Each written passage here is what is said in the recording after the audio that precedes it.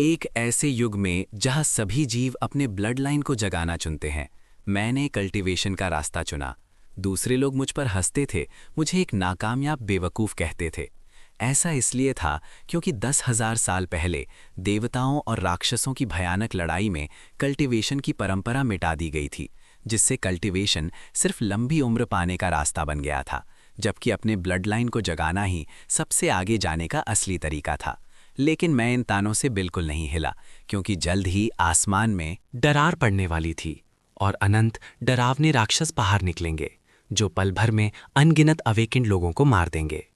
दुनिया में सिर्फ कल्टीवेटर्स ही आखिरी उम्मीद की किरण थे। इस वक्त मैंने अपनी हथेली में रखे काले जेड स्लिप को देखा।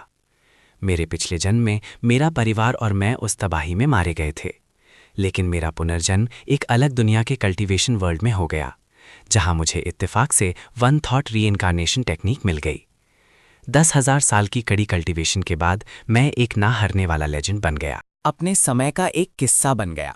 लेकिन इतनी कड़ी कल्टीवेशन के बाद भी मैं अमर होने के बाद हेवनली डीमन के आने से एक दिन पहले लौटना चाहता था, ताकि मैं उन लोगों को बचा सकूं जिन्हें मैं बचाना चाहता था। अचानक मेरी अगली इमॉर्टल आजमाइश के दौरान कुछ पहले से तैयार डेमोनिक कल्टीवेटर्स ने मुझ पर हमला कर दिया और मुझे एक ऐसी गहराई में ढकेल दिया जहां से लौटना नामुमकिन था। हैरानी की बात है, जब मैंने दोबारा आंखें खोलीं तो मैं उस समय में वापस आ गया था जब मैं एक सेक्ट के लिए अपना एप्लीकेशन भर रहा था। किन मोचन, अगर तुम इमॉर्टैलिटी कल्टीवेट करने पर अड़े हो तो हम इस ट्रायल में तुम्हारा साथ नहीं देंगे, किसी और को ढूंढ लो। शन योंग श्वांग निराशा के साथ अंदर आई। उसके पीछे 2 आदमी और 2 औरतें थीं। 1 महीने पहले ये 6 लोग इस ट्रायल के लिए टीम बनाने पर राजी हुए थे। पिछली बार ये 5 लोग ग्रुप तोड़ना चाहते थे, क्योंकि उन्होंने देखा कि मेरा ब्लड लाइन अवेकन नहीं हुआ था। आखिर जिनके ब्लड लाइन अवेकन नहीं होते वो उनकी नज़रों में सिर्फ बोझ और बेकार थे। ठीक है, मैंने शांति से जवाब दिया। ये साधारण सा जवाब सुनकर 5 हैरान रह गए। उन्होंने सोचा था कि मैं उनसे विनती करूंगा कि मुझे ना छोड़ें, क्योंकि जिनके ब्लड लाइन अवेकन नहीं होते उनके लिए अवेकन्ड लोगों का साथ पाना मुश्किल होता है। ऐसा लग रहा था कि किन मोचन ने अपना ब्लड लाइन अवेकन करने से पहले ही हार मान ली थी। ये देखकर शेन यिंगश्वांग, उसकी आंखों में हल्का सा अफसोस झलक गया। अपना ख्याल रखना, एक पतले से लड़के ने ताना मारते हुए मेरी तरफ देखकर कहा। लगता है हम एक मजाक देखने वाले हैं।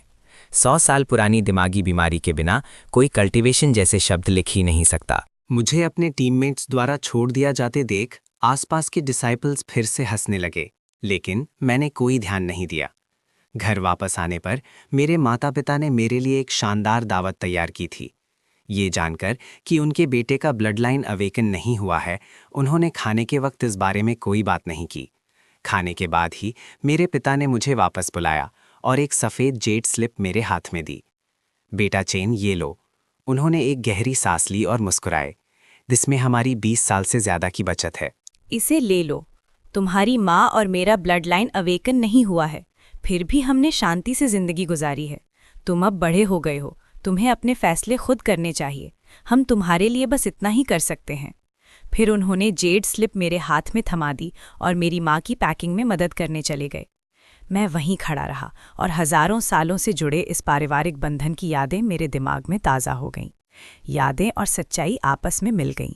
उस पल मेरे हाथ में वो जेड स्लिप बहुत भारी महसूस हुई। मैं इस जीवन में इतिहास को दोहराने नहीं दूंगा। क्योंकि इस दुनिया की स्पिरिचुअल एनर्जी बहुत कम है। कोई सिर्फ दुर्लभ और कीमती चीज़ों की स्पिरिचुअल एनर्जी को एब्जॉर्ब करके ही कल्टीवेट कर सकता है। खजाने खरीदने के लिए स्पिरिट स्टोन्स की ज़रूरत होती है। इसीलिए मैंने अपने पिता से कोई हिचकिचाहट नहीं दिखाई और तुरंत स्पिरिट स्टोन्स लेकर शहर चला गया। सबसे बड़ी एलिक्सर की दुकान में बहुत भीड़ थी। ज़्यादातर अवेकन्ड लोग एलिक्सर्स खरीद रहे थे। आपको क्या चाहिए? तभी एलिक्सर शॉप के कपड़ों में एक खूबसूरत लड़की पास आई और पूछा, क्या आपके पास जिनसिंग, लिंगजी, स्नो लोटस या दूसरी एलिक्सिर बनाने वाली जड़ी बूटियां हैं? उसके सवाल से मैं तुरंत हैरान हो गया। आजकल लगभग सभी लोग तैयार एलिक्सिर्स खरीदते हैं। अब एलिक्सिर बनाने वाली जड़ी बूटियां कौन खरीदता है? मैंने जवाब दिया, हाँ, हमारी एलिक्सिर शॉप में एक अलग हिस्सा है जहां सिर्फ एलिक्सिर बनाने वाली जड़ी बूटियां बेची जाती हैं। शायद आपको वहां वो मिल जाए जो आपको चाहिए। फिर वो मुझे एक ऐसी जगह ले गई जहां जड़ी बूटियों की खुशबू भरी हुई थी। पिछले हिस्से के विपरीत ये जगह सुनसान थी।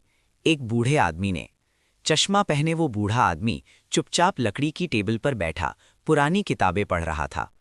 ओल्ड हुआ, इस ग्राहक को जड़ी बूटियां खरीदनी है, उस लड़की ने सम्मान से कहा। आप संभाल लीजिए, मैं अपना काम करती हूँ।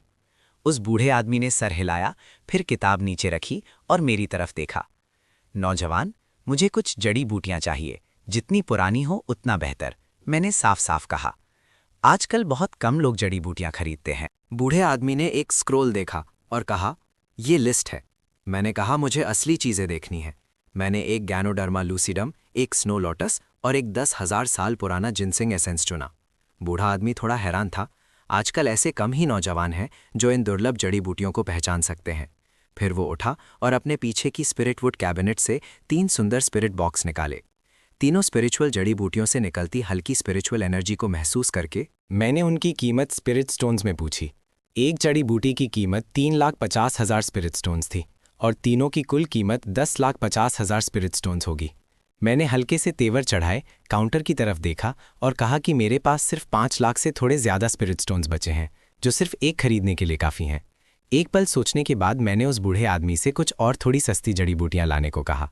उन्हें ध्यान से देखने और उनके असर और कीमत की तुलना करने के बाद मुझे 3,50,000 बहुत महंगा लगा। जेड मैरो फ्रूट की कीमत सिर्फ 10,000 स्पिरिट स्टोन्स थी। 10,000 साल पुराने गिनसिंग एसेंस का असर 20 जेड मारो फ्रूट्स के बराबर था। 10,000 साल पुराने गिनसिंग एसेंस की उम्र और दुर्लभता को देखते हुए इसकी कीमत ज़्यादा से ज़्यादा 2.5 लाख स्पिरिट स्टोन्स होनी चाहिए, मैंने धीरे से कहा। ये सुनकर उस बूढ़े आदमी की आंखें चमक उठीं। जवान हो लेकिन जानकार हो, लेकिन ये सुनसान इलाके का जंगली 10,000 साल पुराना गिनसिंग एसेंस है। 18 साल की उम्र से पहले इसका नियमित सेवन करने से ब्लड लाइन अवेकन होने की संभावना बढ़ जाती है। सिर्फ इस एक बात के लिए ही इसकी कीमत कम से कम 1 लाख स्पिरिट स्टोन्स बढ़ जाती है। बूढ़े आदमी ने एक तरफ इशारा किया और कहा, वो कल्टिवेटेड जिनसेंग एसेंस है। अगर तुम कल्टिवेटेड जिनसेंग एसेंस लेते हो तो मैं तुम्हें वो 1 लाख स्पिरिट स्टोन्स में दे सकता हूँ। मैंने उस पर एक नज़र डाली और सर हिला दिया। उसमें कोई स्पिरिचुअल एनर्जी नहीं है और वो मेरे लिए बेकार है। तभी एक अधेड़ उम्र का कल्टिवेटर, जिसके चेहरे पर घाव के निशान थे और जो दिखने में खतरनाक लग रहा था, स्पिरिट मेडिसिन शॉप में घुसा। उसने आते ही अपना स्टोरेज बैग काउंटर पर रख दिया। बैग से खून की कुछ बूंदें टपक रही थीं। बूढ़े आदमी ने स्टोरेज बैग खोला और उसमें से खून से सने डीमन बीस्ट्स का एक ढेर निकाला। बढ़िया माल लाए हो, बूढ़े आदमी ने तारीफ की। बुरा नहीं है, हमें 2 4th टियर डीमोनिक बीस्ट्स मिले और मेरे कई साथी मारे गए। वो अधेड़ आदमी मुस्कुराया, उसके पीले दांत दिख रहे थे। कुल 20 लाख स्पिरिट स्टोन्स, इन्हें एक स्पिरिट स्टोन जेड स्लिप में बदल दो। मेरे लिए कुछ स्पिरिट लिक्विड तैयार रखना याद से। मैं कल इसे लेने आऊँगा। इतना कहकर वो मुड़ा और बिना पीछे देखे चला गया। आपकी दुकान मटेरियल्स भी लेती है? मैंने हैरानी से पूछा। बूढ़े आदमी ने मटेरियल्स को अलग करते हुए सर हिलाया। कुछ स्पिरिट लिक्विड्स बनाने के लिए स्पिरिट मटेरियल्स की ज़रूरत पड़ती है। ये आदमी इस तरह के अवेकेंड बीइंग्स का एक्सपर्ट था। फिर बूढ़ा आदमी मुस्कुराया और मेरी तरफ देखा। नौजवान, क्या तुम्हें एक सौदा करना चाहोगे? मैं तुरंत उलझन में पड़ गया। कैसा सौदा? मैं देख सकता हूँ कि तुम्हारे पास स्पिरिट स्टोन्स की कमी है। तुम्हारी इन जड़ी बूटियों को परखने की नज़र बहुत तेज़ है। मेरी दुकान में काम करने के बदले इन 3 जड़ी बूटियों को अपनी पेमेंट समझ लो। मैंने कुछ देर सोचा, फिर धीरे से अपना सर हिला दिया। बूढ़े आदमी ने काउंटर पर अपनी उंगलियां टपटपाई और कहा, तो चलो बीच का रास्ता निकालते हैं। लोग अक्सर बीस्ट वेस्टलैंड से जड़ी बूटियां लाते हैं, जिनमें से कुछ काफ़ी अजीब होती हैं। मैं उनकी कीमत नहीं लगा पाता, तब मुझे उनकी कीमत लगाने में तुम्हारी मदद चाहिए होगी, ठीक है? मैंने सर हिला दिया। ये शर्त मेरे लिए फ़ायदेमंद लग रही थी, लेकिन मेरे अनुभव और जानकारी के साथ उस बूढ़े आदमी के लिए जड़ी बूटियों की कीमत लगाना असल में उसके लिए एक बड़ा सौदा था। ठीक है, अगली बार मिलते हैं, मुझे तुम्हारे सरप्राइज़ का इंतज़ार रहेगा।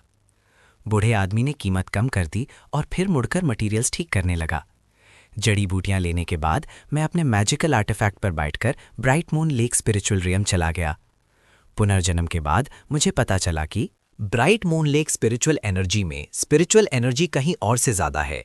मैं वहाँ ची रिफाइनिंग रेल में ब्रेक थ्रू करने जा रहा था। तीनों स्पिरिचुअल जड़ी बूटियों में मौजूद स्पिरिचुअल एनर्जी बहुत ज़्यादा नहीं थी।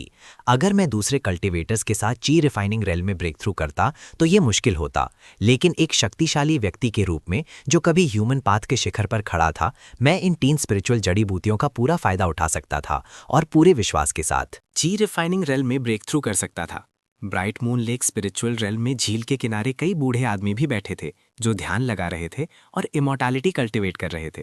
लेकिन मेरी नज़र में उनका कल्टिवेशन बस वहां बैठकर अपने मन और शरीर को आराम देना था। ये असली कल्टिवेशन बिल्कुल नहीं था। मैं एक मोटे स्पिरिचुअल विलो के पेड़ के पास बैठ गया।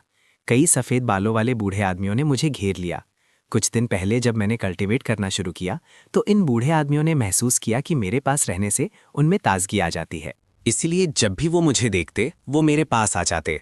मैंने ज़्यादा कुछ नहीं कहा और वन थॉट रीइंकार्नेशन टेक्निक को चलाना शुरू कर दिया। आसपास का इलाका खाली था। स्पिरिचुअल एनर्जी की एक पतली परत इकट्ठा हुई जिससे विलो की टहनियाँ हिलने लगी और वो पहले से ज़्यादा हरी दिखने लगी। आसपास के बुजुर्गों को एकदम ताज़ा महसूस हुआ। उनके चेहरे गुलाबी हो गए, जैसे उन्हें अपनी जवानी वापस मिल गई हो। रात के दूसरे पहर में जब चांद रोशन था और तारे कम थे, स्पिरिचुअल रेल में भीड़ धीरे धीरे कम हो गई। अपने अंदर एक बार और जांचने के बाद मुझे लगा कि मैं ब्रेक थ्रू की कोशिश कर सकता हूँ। इसीलिए मैंने ज़मीन पर एक छोटा सा स्पिरिट गैदरिंग अरे बनाया। 3 स्पिरिचुअल जड़ी बूटियाँ निकाली और उन्हें अरे में रख दिया। अरे से एक धुंधली रोशनी निकली और तीनों स्पिरिचुअल जड़ी बूटियाँ जल्दी से मुरझा गईं। उनकी स्पिरिचुअल एनर्जी पूरी तरह से निकलकर कई दिखने वाले स्पिरिचुअल ऑब्जेक्ट्स में इकट्ठा हो गई, जिन्हें मैंने अब्जॉर्ब कर लिया। इस वक्त मेरा पूरा ध्यान सिर्फ उस रुकावट को तोड़ने पर था। सुबह होते ही एक ठंडी हवा मेरे आसपास चली। मैंने अचानक अपनी आंखें खोली, एक लंबी सांस छोड़ी और लंबे समय से खोई हुई स्पिरिचुअल पावर को महसूस किया। आखिरकार मैंने ची रिफाइनिंग के पहले लेवल में ब्रेक थ्रू कर लिया। अब मैं कुछ छोटी मोटी टेक्निक्स कर सकता था। धर्मा एक तरह से अपनी रक्षा करने की शक्ति रखता है। पिछले जन्म में मुझे कल्टीवेशन के बारे में कुछ नहीं पता था। 100 साल तक ठोकर खाने के बाद आखिरकार मैं सही रास्ते पर आया। इस जीवन में मुझे हर रेल्म को परफेक्ट करना होगा और फिर से शिखर पर पहुंचना होगा। फिर मैं उठा और वहां से चला गया। उसी वक्त कुछ बुजुर्ग आदमी सुबह की एक्सरसाइज करते हुए वहां आए। ये ज़मीन पर किसने बनाया है? बड़ा दिलचस्प है। एक पतले सफ़ेद बालों वाले आदमी ने, जिसका चेहरा जवान लग रहा था, तेवर चढ़ाए उसे कुछ देर देखा, फिर उस पैटर्न के बीच में बैठ गया।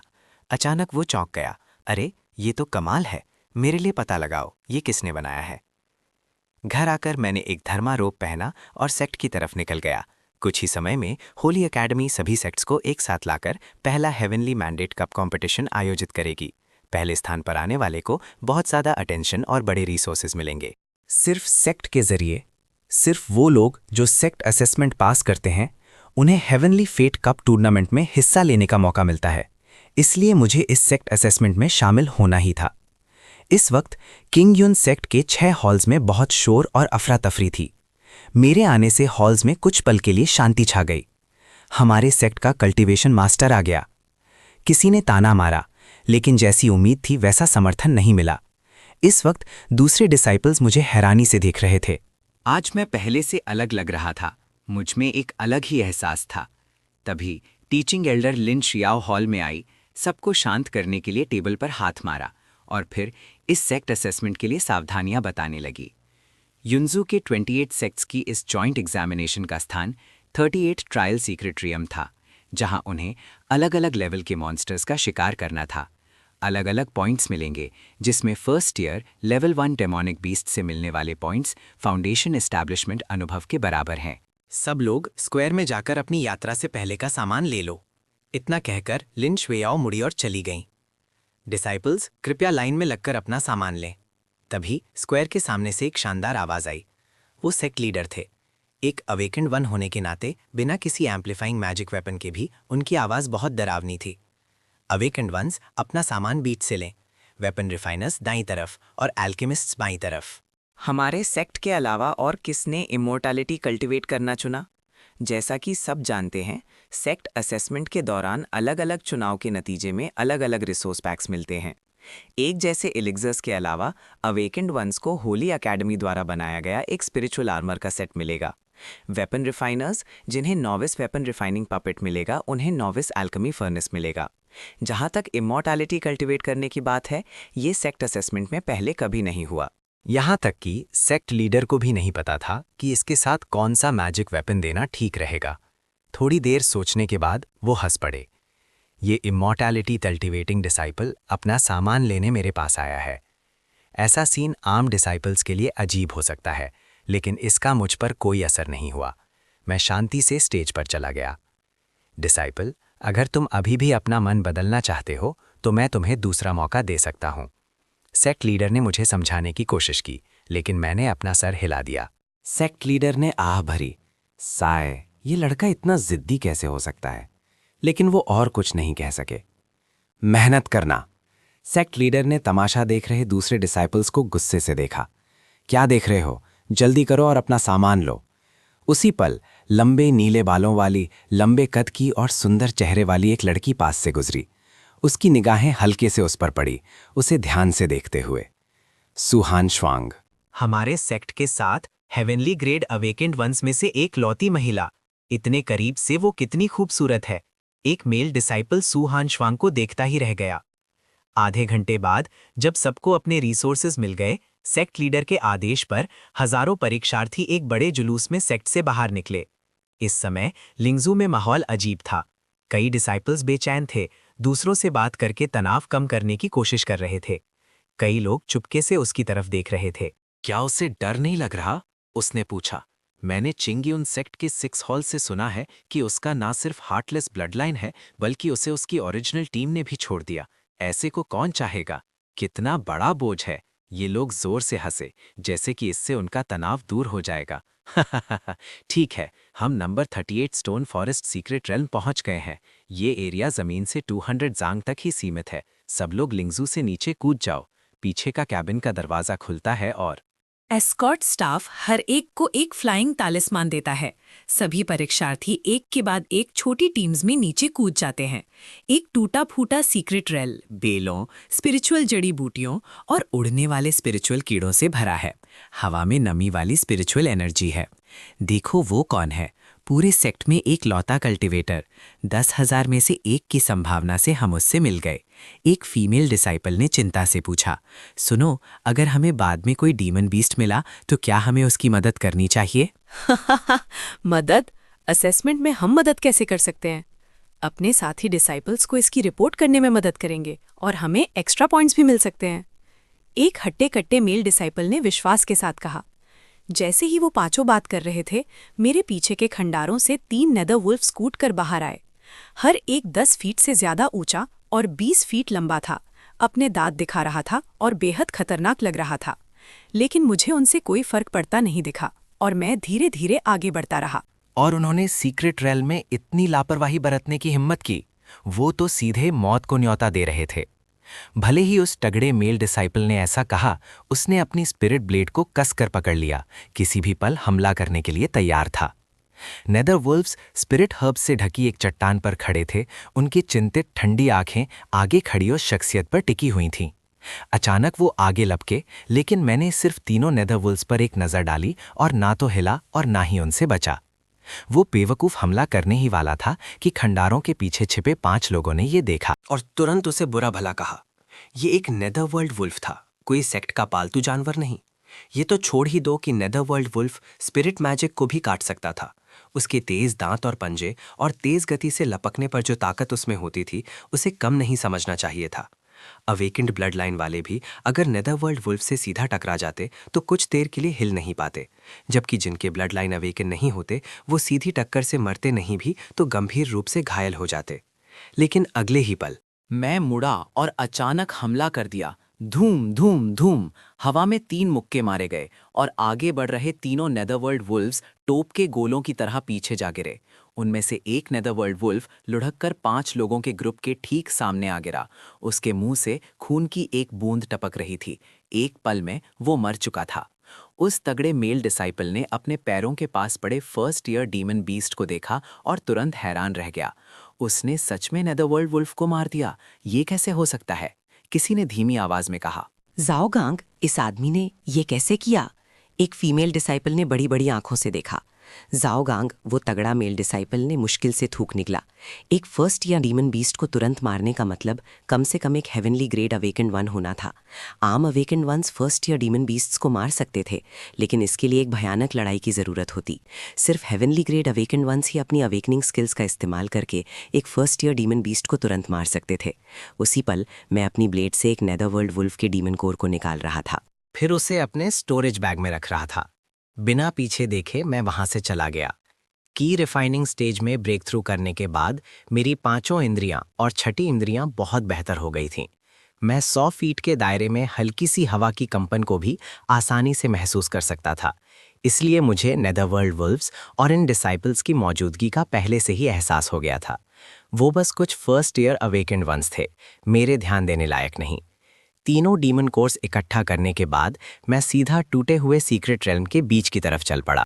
मैं जितना अंदर जा रहा था, डीमन बीस्ट्स उतने ही मजबूत होते जा रहे थे और मुझे उतने ही ज़्यादा पॉइंट्स मिल रहे थे। हेवनली फेट कप में हिस्सा लेने के लिए मुझे यून्सहो के टॉप 50 में होना ज़रूरी था। इसलिए सेंट्रल एरिया में सेकेंड ईयर या उससे ऊपर के डीमन बीस्ट्स का शिकार करना ही हिस्सा लेने का एकमात्र तरीका था। ये मेरा अपना चुनाव था। जैसे ही किनमोचन एक टूटे हुए हॉल के पास से गुजरा, अंदर से एक छोटी सी टीम निकली। उनमें से एक ने किनमोचन को हैरानी से देखा। वांग हाओ, सेक्ट में आने के बाद बना मेरा दोस्त, तुम्हें पिछले कुछ दिनों से क्या हो गया है? तुमने छुट्टी ले ली और मैं कम्युनिकेशन जेट स्लिप से भी तुमसे कांटेक्ट नहीं कर पा रहा था। तुम ठीक तो हो? वांग हाओ ने यूं ही पूछा। मैं ठीक हूँ। पुनर्जन्म के बाद से मेरा मैजिकल आर्टिफैक्ट से कम ही संपर्क रहा है, इसीलिए मैंने उन्हें नहीं देखा है। अच्छा है कि तुम ठीक हो। तुम बिल्कुल अकेले हो। शनियंग श्वांग और बाकी लोग कहाँ हैं?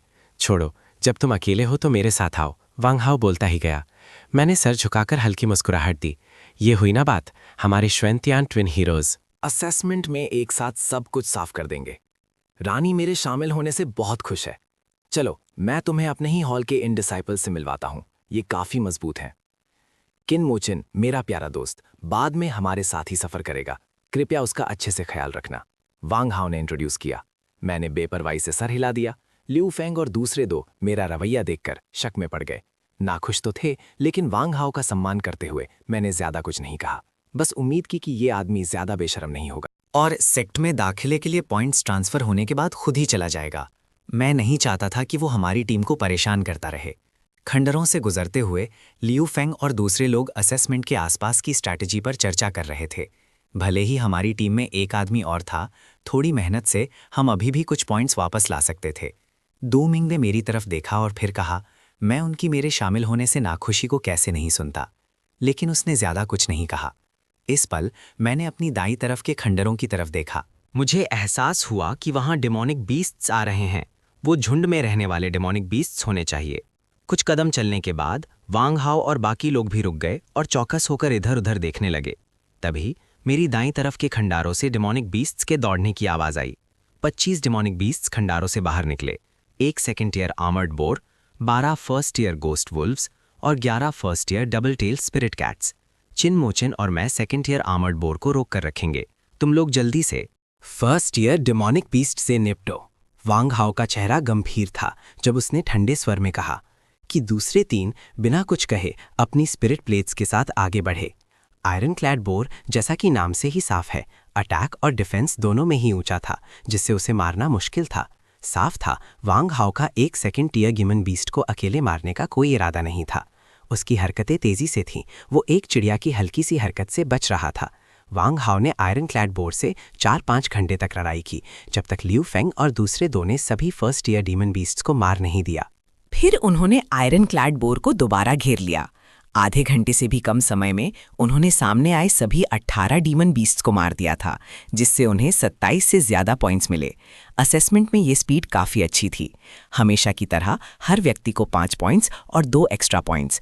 मैंने शांति से अपने 5 डीमन कोर्स और टीम का माल स्वीकार कर लिया। फिर मैं ज़रूर आगे आऊँगा और इस टीम को एक ऐसा इनाम दूंगा जो इन 5 डीमन कोर्स से कहीं ज़्यादा होगा। ये मेरा विश्वास है। तभी खंडारों से एक धीमी गुर्राने की आवाज़ आई, जैसे किसी सीक्रेट रेल्म की गहराइयों से किसी स्पिरिट बर्ड की चीख। अच्छा नहीं हुआ, ये एक सेकंड टियर गेल ऑस्ट्रिच है। आवाज से लग रहा था कि कम से कम 10 सेकंड टियर गेल ऑस्ट्रिचेस हैं। आवाज सुनकर लिू फेंग और बाकी लोगों के चेहरे गंभीर हो गए। वांग हाओ ने भी तेवर चढ़ाए और पीछे हट गया। फिर उन्होंने गेल ऑस्ट्रिचेस को खंडरों से उड़ते हुए देखा और उन्हें घेर लिया। हर एक 2 या 3 जांग ऊंचा था और उसके पंजे ऐसे लग रहे थे जैसे स्पिरिट आयरन से बने हों, जिससे एक मजबूत दबाव का एहसास हो रहा था। ग्रुप के लोगों के चेहरे का रंग उड़ गया। वांग हाओ ने अपनी स्पिरिट स्वॉर्ड निकाली, अपनी पूरी ताकत से लड़ने के लिए तैयार हो गया। एक पल रुको, पहले मेरे पीछे आकर यहां से बचने की कोशिश करो, उसने कहा। लेकिन इससे पहले कि वो अपनी बात पूरी कर पाता, एक शख्सियत उनके पास से तेजी से गुजर गई। ये शख्सियत इतनी तेज थी कि उनकी आंखें उसकी गति को पकड़ नहीं पा रही थीं। जब वो शख्सियत रुकी और गेल ऑस्ट्रिच की गर्दन एक मुर्गी की तरह तोड़ दी, तब उन्होंने उस व्यक्ति का चेहरा साफ देखा। चिन मोचिन और वांग हाओ हैरान रह गए। क्या वो अनअवेकेंड नहीं होना चाहिए था? वो इतना शक्तिशाली कैसे हो सकता है? फिर उन्होंने मुझे गले ऑस्ट्रिच को अपनी तरफ खींचते हुए देखा। वांग हाओ जोर से हंसा और मुझे मुक्का मारा। हा हा हा हा, तुम इतने शक्तिशाली कब से हो गए? तुमने एक सेकंड ईयर डीमन बीस्ट को एक झटके में मार दिया। कहीं तुम हेवनली ग्रेड अवेकेंड वन तो नहीं हो? मैंने सर हिला दिया। नहीं, मैं एक कल्टीवेटर हूँ। 4 कल्टीवेटर्स को थोड़ा आश्चर्य हुआ कि इमॉर्टैलिटी कल्टीवेट करना जीवन बढ़ाने का तरीका नहीं था। उसमें लड़ने की शक्ति कैसे हो सकती है? उसने पहले चिन मोचन को टीम में शामिल होने के लिए बुलाया था, लेकिन उसमें कुछ दबाव था क्योंकि टीम सिर्फ टॉप सेक्ट्स के लिए स्कोर थ्रेशोल्ड तक पहुंचने के लिए बनाई गई थी। उसने उम्मीद नहीं की थी कि चिन मोचन इतना मजबूत होगा। ऐसा लगता था कि उन्हें एक शक्तिशाली सहायक मिल गया है। ओल्ड डू, मेरा भाई काफी अच्छा है ना? वांग हो ने विजयी भाव से डूमिंग को देखते हुए कहा। डूमिंग ने एक अजीब मजबूरी वाली मुस्कान दी। जबकि चिनमोचन इतना शक्तिशाली है, मैं सुझाव देता हूं कि हम और अंदर तक जाएं। ल्यू वे ने बात को संभालते हुए कहा, शायद हम 1500 से ज्यादा पॉइंट्स हासिल कर सकते हैं और एक फर्स्ट रेट सेक्ट में प्रवेश कर सकते हैं। मैं भी यही सोचता हूं। किन मोचन, तुम देखो, मुझे इस पर कोई आपत्ति नहीं है। जब से वांग हाओ से मिला, उन्होंने उसकी मदद करने की योजना बनाई। समय तेजी से गुजर गया और शाम हो गई। एक और खंडहर में, जो स्पिरिचुअल जड़ी बूटियों से भरा था, शेन यिंग श्वांग की 5 सदस्यीय टीम धीरे धीरे आगे बढ़ रही थी। सावधान रहो, उन्होंने कहा, हम सीक्रेट रैम के केंद्र के पास पहुंच रहे हैं। आसपास का इलाका लगभग पूरी तरह से सेकेंड टियर डेमोनिक बीस्ट से भरा हुआ है, एक चश्मा पहने मेल डिसाइपल ने सावधानी से याद दिलाया। चिन्मो यहाँ है। जब तक वो अवेकेंड ब्लड लाइन यूजर हमारे साथ है, हमें सावधान रहने की जरूरत हो सकती है। अब जब वो चला गया है, हमें शांत क्यों रहना चाहिए? शाओई ने कहा। शेनयंग श्वांग को कुछ दोषी महसूस हुआ। क्या उसे आखिरी समय में टीम छोड़ने देना थोड़ा अनुचित नहीं था? उसने अपना ब्लड लाइन अवेकन नहीं किया है और कल्टीवेशन चुना है। वो इस असेसमेंट को कैसे पास करेगा? एक और फीमेल डिसाइपल चाओ मिन हंसी।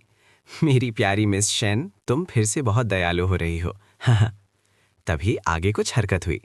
लिन फेंग ने धीरे से चेतावनी दी। ग्रुप तुरंत चुप हो गया और चौकस होकर आगे देखने लगा।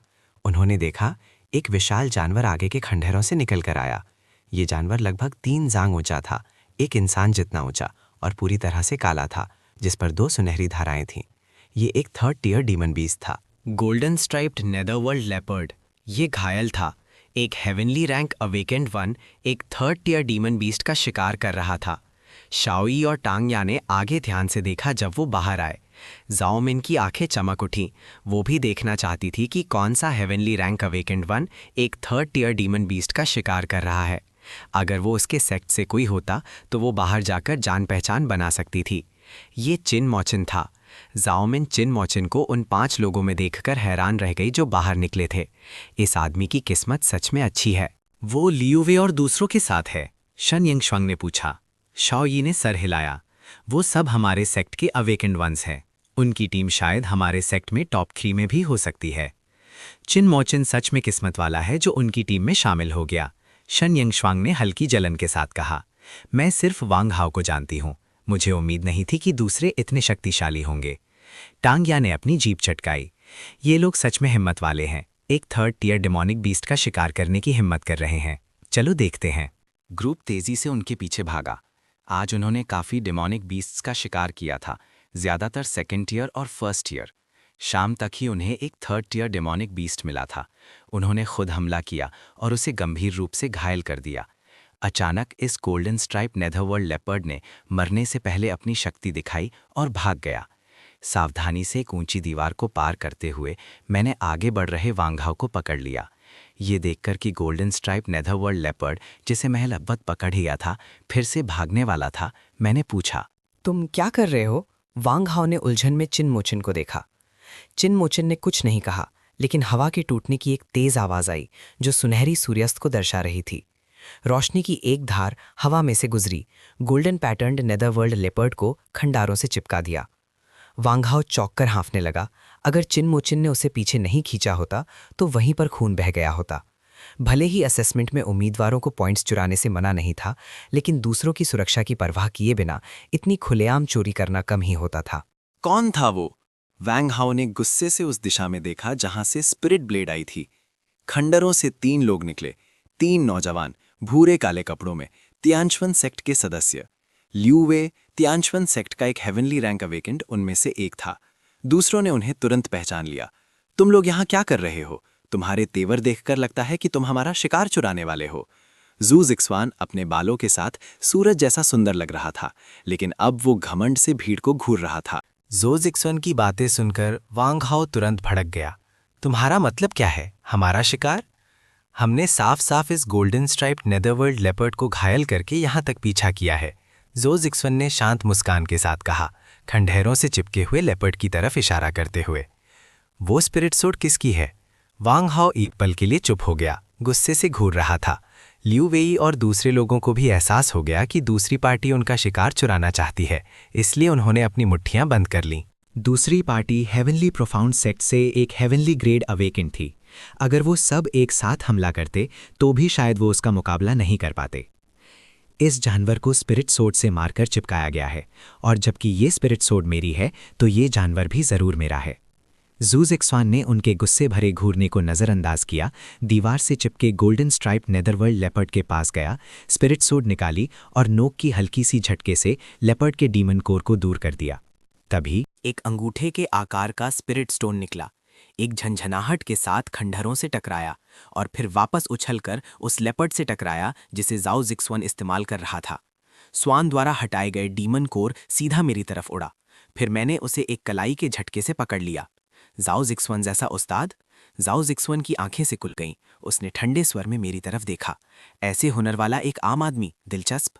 ये डीमन बीस्ट मेरा है, इसलिए उसमें फंसी हुई स्पिरिट नाइफ भी मेरी होनी चाहिए। मैंने जो जिक्सवान के हाथ में स्पिरिट नाइफ को देखा और धीरे से अपना दाहिना हाथ बढ़ाया, जैसे कह रहा हूं, बहुत समय हो गया है किसी ने मेरे सामने इतना घमंड करने की हिम्मत नहीं की।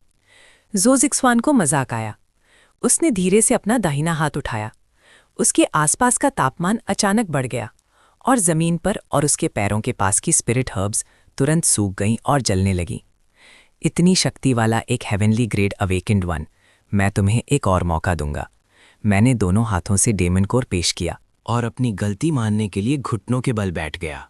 जुजुक्सवान ने अपने होंठ चाटे। आग उसके दाहिने हाथ के चारों तरफ एक अग्नि नाग की तरह घूम रही थी। वो अपने प्रतिद्वंद्वी को डर कर घुटनों के बल दया की भीख मांगते देखने के भयानक दृश्य का इंतजार कर रहा था। लेकिन मैं शांत रहा और धीरे से अपना सर हिला दिया। जरूरत नहीं, खैर तुम्हारा टेस्ट खत्म हो गया। जुजुक्सवान ने ताना मारा। उसके हाथ से लिपटी आग एक अग्नि नाग की तरह हिली, उसे फाड़ने के लिए। सावधान रहो, किनमो चेन, वांग हाओ और दूसरे लोग चौंक गए, लेकिन उनकी नज़रों में ऐसे हुनर आग से खेलने वाले बच्चों से भी बचकाने थे। मैंने अपनी उंगली झटकी और एक तेज स्पिरिचुअल रोशनी हवा को चीरती हुई फट पड़ी। पूफ! आग की वो तेज लगने वाली लपेट संपर्क में आते ही आसानी से टूट गई, आसानी से चिंगारियों में बिखर कर नीचे गिर गई। क्या उसने मेरे अग्निनाग को कैसे बिखरा दिया? उसने ये कैसे किया? जुजिक्सवान और दूसरे दो हैरानी से चीमोचिन को देखने लगे। दिलचस्प, मेरी ट्विन ड्रैगन्स डांस को फिर से आजमाओ। जुजिक्सवन फायर ड्रैग हैमले के टूटने से गुस्से में जुजिक्सवन ने दोनों हाथ उठाए, हर एक आग के नाक से लिपटा हुआ, उसे काटने के लिए तैयार। रुको! सोंग जिंगयुन ने जुजिक्सवन का कंधा पकड़ लिया। जुजिक्सवन की आग बुझ गई और उसने सोंग जिंगयुन को घूरा। तुम्हारा क्या मतलब है? हम अभी तक सीक्रेट रेल्म के केंद्र तक नहीं पहुंचे हैं। यहाँ अपनी ऊर्जा बर्बाद मत करो। ये सिर्फ एक मामूली 3rd टियर डीमन बीस्ट है। ये उनके लिए कुछ भी नहीं है। ज़ो-ज़िक्सवान होश में आया। कम वक्त, मैं लगभग सब कुछ बर्बाद कर चुका था। तुम्हें शुभकामनाएं, यहाँ से दफा हो जाओ। ज़ू-ज़िक्सवान और सॉन्ग जिंगयुन ने जाने के लिए मोड़ा। तभी एक धीमी आवाज फिर से सुनाई दी। मैंने कहा कि तुम जा सकते हो। इससे वांग हाओ और बाकी लोग चौंक गए। हे भगवान, ये हेवनली प्रोफाउंड सेक्ट के हेवनली ग्रेड अवेकनर सब चले गए हैं। तुम अभी भी उन्हें क्यों उकसा रहे हो? ज़ू-ज़िक्सवान जो अब तक खुद को रोक रहा था, ये सुनकर अब गुस्से में आ गया। वो हंसा। तुम हद से ज्यादा आगे बढ़ रहे हो। मैं अपने ग्रेड्स को जोखिम में डालकर तुम्हें 1 साल के लिए बिस्तर पर लेटा दूंगा, मैंने बेपरवाही से कहा। कोशिश करके देख लो। सॉन्ग जिंगयुन ने तेवर चढ़ाए और दोनों के बीच आ गया। उसने महसूस किया कि चिन मोचन की तरफ स्पिरिचुअल प्रेशर की लहरें बढ़ रही हैं, लेकिन वो सब एक अदृश्य शक्ति द्वारा दबा दी गईं। इस छोटी सी झड़प से सॉन्ग जिंगयुन का चेहरा बदल गया। ये व्यक्ति बहुत शक्तिशाली है। इस समय सॉन्ग जिंगयुन और समय बर्बाद नहीं करना चाहता था, इसलिए उसने अपनी स्पिरिचुअल ब्लेड चिन मोचन को दे दी। तुम संतुष्ट हो? मैंने धीरे से सर हिलाया। अभी के लिए इतना काफी है। याद रखना, अगली बार नहीं होगा। जिंगयुन, मुझे मत रोको। मुझे इस बच्चे को सबक सिखाने दो। ज़ो-ज़िक्सवान एक गुस्से में भरे जानवर की तरह था, लेकिन सॉन्ग जिंगयुन ने उसे मजबूती से पकड़ रखा था। एक स्पिरिचुअल ब्लेड। ये सिर्फ एक चाकू है, उसे रहने दो, सॉन्ग जिंगयुन ने गहरी आवाज में कहा। हम इसे अपने जरूरी काम में देरी नहीं होने दे सकते। आखिर में ज़ो-ज़िक्सवान ने दांत पीसे, अपना गुस्सा पी गया और मुड़कर चला गया। वांग हाओ और दूसरे लोग चिन मोचन की हरकतों से पहले ही हैरान थे। वो जानते थे कि चिन मोचन बहुत शक्तिशाली है, लेकिन उसे एक हेवनली ग्रेड अवेकेंड से सीधे टकराते हुए देखकर और यहाँ तक कि हेवनली ग्रेड अवेकेंड से एक स्पिरिट नाइफ छीन लेने पर उनका सम्मान और भी बढ़ गया। वो सीक्रेट रेल्म के केंद्र में चले गए हैं, क्या हम भी चले? रानी ने पूछा। क्यों नहीं, मैंने शांति से कहा। उसी पल सीक्रेट रेल्म असेसमेंट साइट पर बिना अनुमति के व्यक्तियों का प्रवेश वर्जित है साइन के नीचे 4 बिखरे हुए लोग अचानक प्रकट हुए और रुक गए। एक अधेड़ उम्र का कल्टीवेटर एक नफीस सुजुकी बॉक्स उठाए हुए चिल्लाया, तीसरे भाई, असेसमेंट सीक्रेट रियल में गैरकानूनी तरीके से घुसना नियम का उल्लंघन है। अगर पता चला तो तुम्हें सख्त सजा मिलेगी। एक बिखरे हुए नौजवान जिसके हाथ पर पट्टियां बंधी हुई थी हिचकिचाया, अब क्या वक्त है? अगर वो लोग हमें पकड़ लेते हैं तो हम मर जाएंगे। नियमों को तोड़ने से क्या डरना है? इतना कहकर वो अधेड़ उम्र का आदमी नफीस स्पिरिट वुड बॉक्स उठाए हुए 5-6 जांग ऊंचे स्पिरिट नेट के ऊपर से कूद गया और सीक्रेट रिल्म में घुस गया। दूसरे 3 थोड़ी देर हिचकिचाए और उनके पीछे चले गए। उनके घुसने के थोड़ी देर बाद 1 दर्जन से ज्यादा हट्टे कट्टे आदमी वहां आ गए। वेमिंग युआन, वो सीक्रेट रेल्म में घुस गए हैं, तुम अभी भी उनका पीछा कर रहे हो? उनमें से एक ने पूछा। 1000 साल पुराने स्पिरिट फ्रूट और स्नोफील्ड फ्रूट के अद्भुत औषधीय प्रभाव होते हैं। ये सबसे हल्की सांस को भी बचा सकता है। उसे परिवार में वापस लाना ही होगा। अगले दिन सुबह एक टूटे हुए स्पिरिचुअल रिल्म में वांग हाओ और उसके 3 साथी मॉन्स्टर मटेरियल्स बांट रहे थे। वर्तमान में वांग हाओ और उसके ग्रुप सभी 2nd टियर मॉन्स्टर्स को संभाल रहे थे, जबकि मैं सिर्फ 3rd टियर मॉन्स्टर्स का सामना करने पर ही दखल देता था। अचानक खंडहरों से एक टकराव की आवाज आई। असेसमेंट के दौरान साथी डिसाइपल्स की मदद करने से बोनस पॉइंट्स मिलते हैं, इसीलिए वांग हाओ और उसके ग्रुप तुरंत वहां पहुंच गए। शेन यिंगश्वांग, वांग हाओ ने हैरानी से कहा। शेन यिंगश्वांग, जिसके कपड़े फटे हुए थे, ने किसी को अपना नाम पुकारते सुना और आवाज की दिशा में देखा। बोलते ही उसके चेहरे से आंसू टूटे हुए मोतियों की तरह बहने लगे। हमारी टीम कई 2nd टियर डिमोनिक बीस्ट से घिर गई थी। मैं बड़ी मुश्किल से अपनी जान बचाकर भागी हूं। शेन यिंगश्वांग की आंखें लाल थीं और वो बारिश में भीगे फूल की तरह रो रही थी। वापस जाओ, मैंने शांति से कहा, फिर मुड़ा और चला गया। चीमोचन को नजरअंदाज करते हैं। रानी चीमोचन के पीछे गई और हैरानी से पूछा, वो नाटक कर रहा है, उसकी चोट नकली है और उसके पैर बिल्कुल ठीक है। मैंने सर हिला दिया। तो वो ऐसा क्यों कर रहा है? रानी और दूसरे 4 हैरान रह गए। मैं हल्का सा हंसा। हमारी टीम को मजबूत देखकर मुझे लगा कि वो कुछ फायदा उठाना चाहती है। वो औरत सच में चालाक है। सावधान रहो, मैं रुका। रानी और दूसरे तुरंत चौकस हो गए। तभी आगे के जंगल में एक विशाल डेमोनिक बीस्ट दिखा। वो एक भागती हुई अर्थी की तरह था जो पेड़ों को तोड़ता हुआ आया, जिससे पत्थर उड़ रहे थे और स्पिरिचुअल एनर्जी हर तरफ बिखर रही थी। ये एक 3rd टियर डेमोनिक बीस्ट था, ब्लड थर्स्टी डीमन हाउंड। वो घायल है। वैंग हाओ और दूसरे लोगों के चेहरे ये देखकर बदल गए। तुमने अपनी स्पिरिट नाइफ निकाली, उसमें स्पिरिचुअल एनर्जी भरी और उसे फेंक दिया।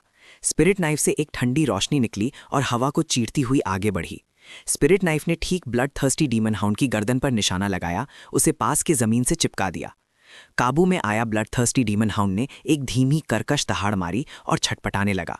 2 बार वार करने के बाद वो स्थिर हो गया। मैं वहां गया, अपनी स्पिरिट नाइफ वापस ली, ब्लड थर्स्टी डीमन हाउंड का डीमन कोर उठाया और फिर साफ सुथरे और कुशल तरीके से मुड़कर चला गया। उनके जाने के बाद जिस दिशा से ब्लड थर्स्टी डीमन हाउंड आया था, वहां से 3 और लोग बाहर निकले। ब्लड थर्स्टी डीमन हाउंड को निशाना बनाते देख उनके चेहरे बदल गए। सॉन्ग जिंगयन पास आया और झुककर देखने लगा कि वो कौन था। किस चोर ने मेरा शिकार चुराया? जो जिक्सवान गुस्से से जल रहा कूदकर आगे आया। आसपास का तापमान ज्यादा था, इसलिए वो थोड़ा शांत हुआ। सॉन्ग जिंगयो ने उसे नाखुशी से डांटा। ये निशान थोड़ा बहुत मेरी स्पिरिट नाइफ द्वारा छोड़े गए निशान जैसा लगता है। ये सुनकर जाओ जिक्सवान आग बबूला हो गया। कमबख्त, फिर से वही हरामी है, बस वो मुझे मिल न जाए। इस बार कोई भी हमारी मदद नहीं कर सकता। वांग हाओ और दूसरे लोगों ने पीछे से दहाड़ सुनी और फिर तेजी से भाग गए। शाम 4 बजे रुइन सीक्रेट रेल्म के केंद्र में 5 लोग खंडारों के पहले मंजिल पर थे, अपना माल गिन रहे थे। वांग हाओ और दूसरे लोग उत्साह से अपने वर्तमान पॉइंट्स के बारे में बात कर रहे थे। 2 दिन से भी कम समय में हमने 1000 से ज्यादा पॉइंट्स हासिल कर लिए हैं। कल थोड़ी और मेहनत से हम 1500 तक पहुंच जाएंगे। 1500 पॉइंट्स भी संभव है। ये एक प्रथम श्रेणी के सेक्ट की प्रवेश रेखा है। अब मैं अकेले चलने की योजना बना रहा हूं। मैंने कहा कि मैं इस टीम में वांग हाओ को पॉइंट्स दिलाने में मदद करने के लिए शामिल हुआ था। अब जब वांग हाओ के पास पर्याप्त पॉइंट्स हैं, तो मेरे रहने की कोई जरूरत नहीं है। भले ही लियू वेई और दूसरे लोगों को इसका आभास था, लेकिन जब चिन मौचन ने ये कहा तो वो फिर भी थोड़ा निराश हुए। ठीक है, लेकिन जब तुम अकेले सीक्रेट रेल्म के केंद्र में जाओगे तो तुम्हें सावधान रहना होगा। कल असेसमेंट का आखिरी दिन है। स्पिरिट नेटवर्क दोपहर के बाद पॉइंट एंट्री चैनल खोलेगा। उससे पहले सबसे ज्यादा अफरा तफरी होगी। वांग हाओ ने मुझे याद दिलाया। मैंने सर हिलाया और वांग हाओ से अलग हो गया। मैं टूटी फूटी सड़क पर अकेला चल रहा था। घर घर। अचानक मेरी दाईं तरफ की टूटी हुई इमारत, जो बेलों से ढकी हुई थी, एक जानवर ने तोड़ दी। 3रे स्तर का जानवर आयरन क्लैड बोर एक अर्थी की तरह मेरी तरफ लपका। जैसे ही तुम हमला करने वाले थे, तुम्हें कुछ महसूस हुआ और तुम रुककर एक तरफ हट गए। आयरन क्लैड बोर के पीछे 3 सफेद बर्फ की नोकीलें, जो जांग जितनी मोटी और 2 जंग से ज्यादा लंबी थीं, निकली। तीनों बर्फ की नोकीलें ऐसी लग रही थीं जैसे उनमें स्पिरिट लगी हो, और उन्होंने लोहे को ठीक से भेद दिया। जख्मी बोर ने उसे जमीन पर गिरा दिया, दहाड़ते हुए, जब उसका खून बर्फ में जम गया। बोर पर पाला जम गया और जल्द ही मर गया। बोर द्वारा तोड़े गए खंडारों से 4 लोग निकले। उनमें से एक लंबे नीले बालों वाली लंबी और सुंदर एक युवती एक सुंदर सारस की तरह आगे बढ़ी। ये चिन मौचन के सेक्ट की सू हानश्वांग थी। तुम यहाँ हो? सू हानश्वांग ने तुरंत चिन मौचन को पहचान कर कहा, तुम यहाँ क्या कर रहे हो? ये सीक्रेट रेल्म का केंद्र है, जो 2nd टियर और उससे ऊपर के डेमोनिक बीस्ट से घिरा हुआ है। तुम सच में बहादुर हो। सू हानश्वांग ने उत्सुकता से चिन मौचन को देखा। अपने हाथ के एक आर्म से इशारे से बोर में घुसा हुआ नुकीला हथियार पिघल गया और एक डेमोनिक कोर बर्फ के टुकड़ों में लिपटा हुआ उसके हाथ में आ गया। उसने उसे आमतौर पर घुमाया। मैं कई वरिष्ठ कल्टीवेटर्स को जानता हूं, उसने शांति से कहा। वो आमतौर पर ध्यान लगाते हैं और डेमोनिक बीस्ट से डरते हैं, लेकिन तुम 3rd टियर डेमोनिक बीस्ट से डरते हुए नहीं लगते। सू हानश्वांग ने पूछा, और मैंने मरते हुए आमड बोर पर एक नजर डाली। मरने में क्या डर है? सू हानश्वांग खुलकर मुस्कुराई। तुम सच में दिलचस्प हो, और आगे मत जाओ। अब सीक्रेट रेल्म के केंद्र में काफी हेवनली रैंक अवेकनर्स हैं। यहाँ अक्सर लड़ाइयाँ होंगी और तुम पर असर पड़ेगा। सू हानश्वांग ने मुझे याद दिलाया, फिर सुंदरता से मुड़ी और चली गई। मैं सीक्रेट रेल्म के केंद्र की तरफ पड़ता रहा। रात हो गई और तारे टिमटिमाने लगे। बिना स्पिरिट स्टोन्स के मुझे लड़ने की आदत नहीं है। मैं पूरी तरह से अपनी आंखों पर निर्भर हूँ। रात का मुझ पर बहुत ज्यादा असर होता है। मुड़ो, आज के शिकार के लिए इतना काफी है। हम कल सीक्रेट रेल्म के केंद्र में 3rd टियर डेमोनिक बीस्ट्स का शिकार करने जाएंगे। एक लचीले स्पिरिट बीस्ट की तरह मैं खंडारों के ऊपर से कूदा और अंधेरे में गायब हो गया। मैं एक अपेक्षाकृत अखंड खंडहर में पहुंचा और रुक गया। जैसे ही मैं अंदर जाने वाला था, अचानक मुझे पास में लड़ाई की आवाज़ सुनाई दी। चांदनी में मैंने 1 दर्जन से ज़्यादा डिमोनिक बीस्ट्स को 3 लोगों पर हमला करते देखा। उनके कपड़ों और शरीर को देखकर लग रहा था कि वो परीक्षार्थी नहीं है। तुम दखल देने का इरादा नहीं रखते। तुमने अपने पिछले जीवन में एक आदत बना ली थी कि जब तक कोई अच्छी वजह ना हो, अपने काम से काम रखो। जैसे ही मैं मुड़ रहा था, मैं अचानक चौंक गया। मेरी नज़र उस नफीस सुजुकी बॉक्स पर पड़ी जिसे उनमें से एक आदमी पकड़े हुए था, जो स्पिरिचुअल जड़ी बूटियों से भरा था। मैंने एक भौएं उठाई। क्या ये दुनिया स्पिरिचुअल एनर्जी से विहीन नहीं होनी चाहिए थी? यहाँ अभी भी स्पिरिचुअल जड़ी बूटियाँ कैसे हो सकती हैं? क्या इस दुनिया में सीक्रेट रेल्म्स या अन्य अजीब स्थान हो सकते हैं? भले ही ग्रेट वर्ल्ड की स्पिरिचुअल एनर्जी कम हो गई है, लेकिन सीक्रेट रेल्म्स में भरपूर स्पिरिचुअल एनर्जी है, जिसका उपयोग कन्फर्मेशन और स्पिरिचुअल जड़ी बूटियों के पोषण के लिए किया जा सकता है। एक 3rd टियर डीमन बीस्ट ने अपने पंजों से हवा को चीरा और उस आदमी को पकड़ लिया जो नफीस सुजुकी बॉक्स पकड़े हुए था। वो जमीन पर गिर गया, लेकिन फिर भी बॉक्स को कसके पकड़े रहा। तीसरे भाई, तुम पहले जाओ, हम तुम्हारा पीछा करेंगे। कमबख्त, बकवास बंद करो। अगर हम एक साथ जाएंगे तो सब जाएंगे। हमने एक दुर्लभ फल खो दिया है और जीफंग भी गायब है। अगर मैं अकेला वापस गया तो आंट ची और दूसरों को क्या समझाऊंगा? हम तीनों ने डीमन बीस्ट के घेरे से लड़कर बाहर निकले और तेजी से एक गली में घुस गए। गली में एक दहाड़ गूंजी। ये एक 3rd tier demon beast bloodthirsty demon mastiff का ठिकाना था। इस अचानक घटना से हम तीनों डर गए और तेजी से पीछे हट गए। लेकिन डीमन बीस्ट हम तक पहुंच चुका था, अपने दांत दिखा रहा था और भयानक लग रहा था। आगे बाघ और पीछे भेड़िए, आगे या पीछे जाने का कोई रास्ता नहीं। ऐसा लगता है कि हम आज रात इस मुसीबत से नहीं बच सकते। वेमिंग युआन ने कड़वी मुस्कान के साथ कहा। दुख की बात है कि हमने वो स्पिरिचुअल फल ढूंढ लिया जो परिवार के मुखिया को ठीक कर सकता है, लेकिन हम उसे वापस नहीं ला पाए। जैसे ही वेमिंग युआन मरने की लड़ाई के लिए तैयार हो रहा था, अचानक उसकी आंखों के सामने एक शख्सियत चमकी। कई भयानक टियर 3 डेमोनिक बीस्ट्स गिर गए। उनका स्पिरिचुअल खून बह रहा था। एक युवक एक स्पिरिचुअल ब्लेड चलाते हुए डेमोनिक बीस्ट्स के बीच कत्लेआम कर रहा था। टियर 3 डेमोनिक बीस्ट्स जिन्होंने उन्हें निरंतर पीछा किया था, इस युवक के हाथों में जंगली कुत्तों की तरह कमजोर थे, जिससे वो उन्हें अपनी मर्जी से काट सकता था। जल्द ही आसपास के सभी टियर 3 डिमोनिक बीस्ट्स मारे गए। धन्यवाद नौजवान, वे मिंगयान ने सच्चे दिल से कहा। मैंने हल्का सा सर हिलाया। मेरी नज़र वे मिंगयान के हाथों में नफीस सुजुकी बॉक्स पर पड़ी। वे मिंगयान का दिल बैठ गया। क्या ये नौजवान भी एक डाकू हो सकता है जिसके पास उसका अजीब स्पिरिचुअल फल था? क्या ये सच में पैसा भेड़िए के मुंह से गिरकर बाघ के मुंह में गिरने जैसा मामला है? छोटे भाई, तुम एक परीक्षार्थी लगते हो। क्या मैं तुमसे परीक्षा के बाद एक मदद मांग सकता हूँ? मैं शांति से कहा, तुम कहते हो कि मैं यूनजू के वी परिवार से वी मिंगयॉन हूं। इस बॉक्स में एक दुर्लभ फल है। मैं चाहता हूं कि तुम इस स्पिरिचुअल बॉक्स को 10 दिनों में वी परिवार तक पहुंचा दो। बेशक हम तुम्हें भरपूर इनाम देंगे। मुझे उम्मीद है कि ये नौजवान मेरी स्थिति और वादा किए गए इनाम को देखते हुए मुझे नुकसान नहीं पहुंचाएगा। विदेशी देश नाम सुनकर मैंने हल्का सा तेवर चढ़ाया। ये एक अनजान नाम था। मैंने इसे अपने पिछले या वर्तमान जीवन में कभी नहीं सुना था। ये देखकर कि मैंने इसके बारे में कभी नहीं सुना था। वे मिंग युआन ने समझाया, ये एक स्पिरिचुअल फल है जो सीक्रेट रेल्म के अंदर स्पिरिचुअल मार्शल आर्ट से ढके गहरे जंगल में कुछ अजीब स्पिरिचुअल पेड़ों पर उगता है। इस फल के कई चमत्कारी प्रभाव हैं, जैसे सभी बीमारियों को ठीक करना और शक्ति बढ़ाना आदि। वे मिंग युआन ने आगे कहा, लेकिन स्पिरिचुअल धुंध जंगल को ढकती है। ये जगह खतरनाक है, जहां अनगिनत शक्तिशाली डिमोनिक बीस्ट्स हैं। यहाँ तक कि एक शक्तिशाली हेवनली रैंक अवेकेंड भी लापरवाही नहीं कर सकता। मैंने समझ में सर हिलाया और कहा, मैंने अभी तुम्हें कहते सुना कि तुम परिवार के मुखिया की चोट ठीक करने के लिए एग्जॉटिक फ्रूट ढूंढ रहे हो। वे मिंग युआन ने सर हिलाया। ये सही है, मुझे भी कुछ चिकित्सा ज्ञान है। अगर तुम्हें कोई ऐतराज ना हो तो मैं तुम्हारी चोट ठीक कर सकता हूँ। इनाम के रूप में मुझे ये एग्जॉटिक फ्रूट चाहिए, मैंने साफ साफ कहा। ये सुनकर वे मिंग युआन ने कड़वी मुस्कान दी। तो आखिर में मैं अभी भी इस एग्जॉटिक फ्रूट के पीछे हूँ। छोटे भाई, तुमने आज हमारी जान बचाई। मैं तुम्हारे एहसान का बदला चुकाने के लिए अत्याचार सहने को तैयार था। जबकि तुम्हें एग्जॉटिक फ्रूट की ज़रूरत है तो इस फल का उपयोग तुम्हारे एहसान का बदला चुकाने के लिए किया जा सकता है। फिर उसने मुझे नफीस स्पिरिट वुड बॉक्स दे दिया। मैंने हाथ बढ़ाकर उसे ले लिया। जबकि मैं बोल चुका हूं, मैं असेसमेंट के बाद ज़रूर वे परिवार जाऊंगा।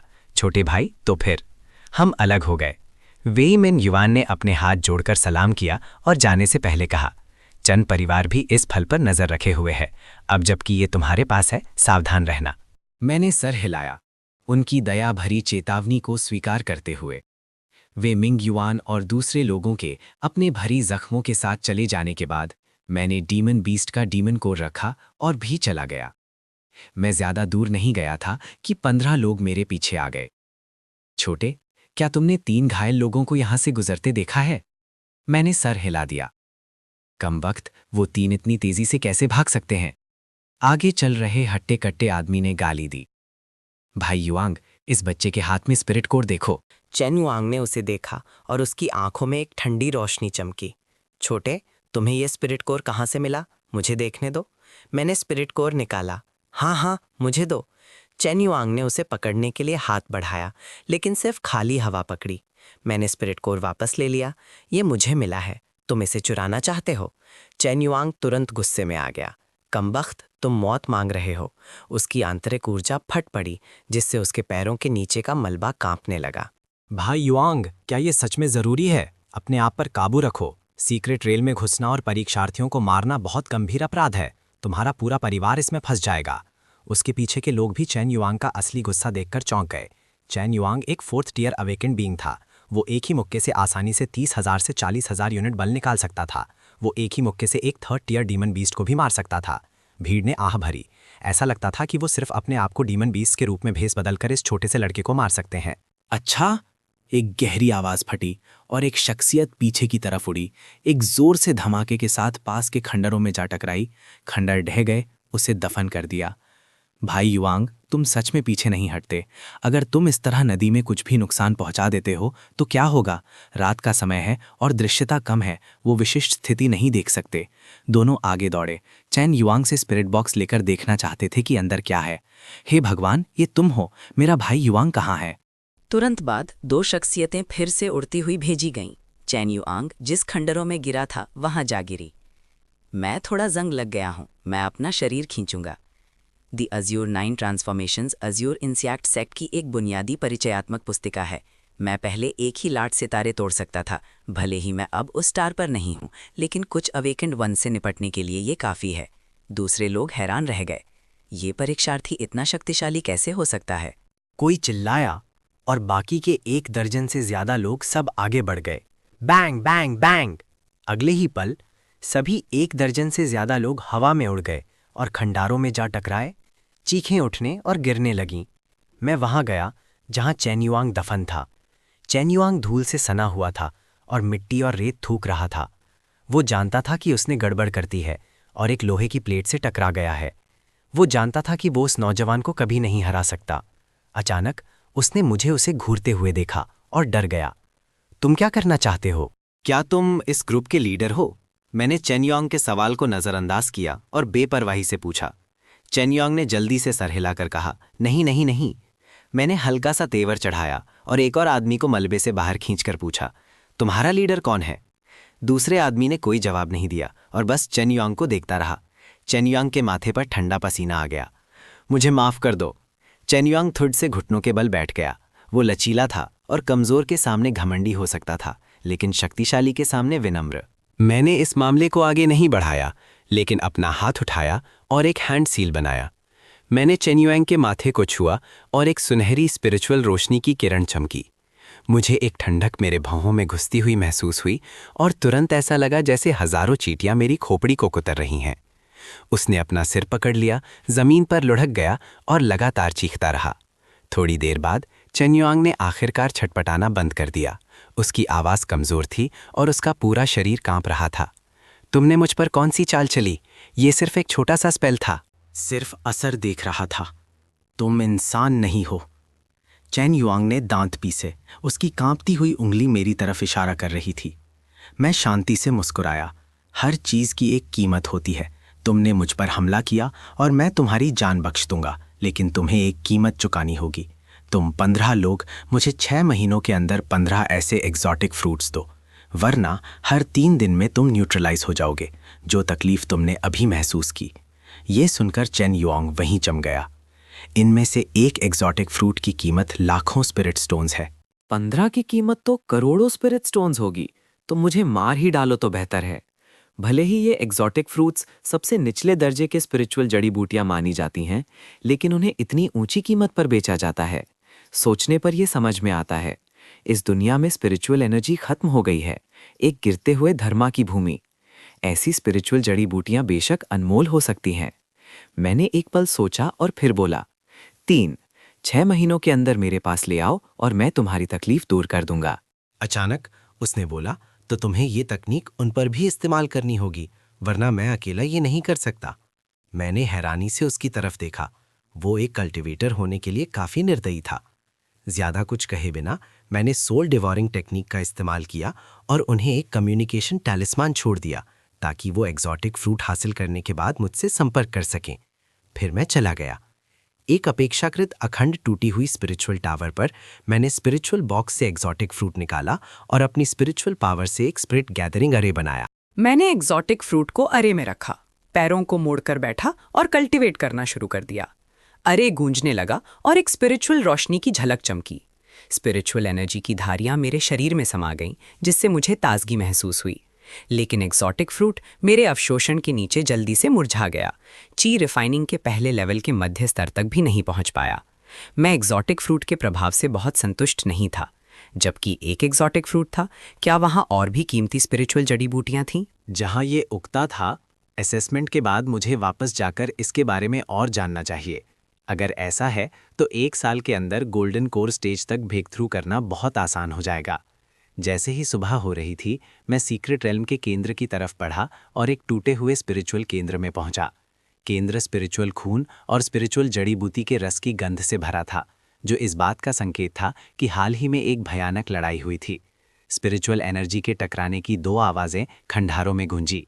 एक स्पिरिट सोर्ड मेरे पास से गुजरी, मेरा साथी अकेला। उसके पीछे एक नीले रोब में एक मेल डिसाइपल एक स्पिरिट नाइफ लिए हुए था। उसने मुझे ऊपर से नीचे तक देखा। क्या एक अवेकेंड वन भी नहीं? उस आदमी ने गाली दी। एक मच्छर भी मांस ही होता है। पिछले 2 दिनों से अपनी लूट दे दो ताकि शारीरिक दर्द से बच सको। मैं हंसा। किसी ने सच में मुझे लूटने की हिम्मत की। 1 मिनट बाद, हे भाई, मुझे मत मारो, दर्द हो रहा है, आराम से मारो। भाई, ये हमारे द्वारा इकट्ठा किए गए मॉन्स्टर मटेरियल्स हैं, कुल 3000 पॉइंट्स के। ये लो। नीले रोब में आदमी, 5 रोब पहने डिसाइपल्स, जिनके चेहरे पर नील और सूजन थी, जमीन पर घुटने टेके हुए थे, सम्मान से अपने स्टोरेज बैग से डीमन बीस्ट मटेरियल्स दोनों हाथों से पेश कर रहे थे।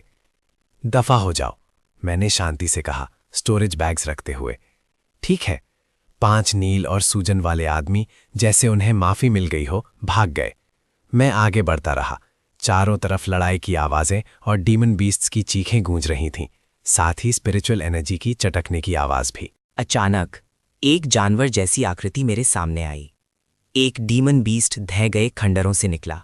एक 3rd tier demon beast, silver armoured rhinoceros. तभी 8 बर्फ की नोकीलें निकली, जो सिल्वर आर्मर्ड राइनोसरस पर ठीक निशाना लगाईं। अचानक एक आधा बाघ आधा इंसान जैसी आकृति आई और बेधबे सिल्वर आर्मर्ड राइनोसरस पर भयानक हमला किया।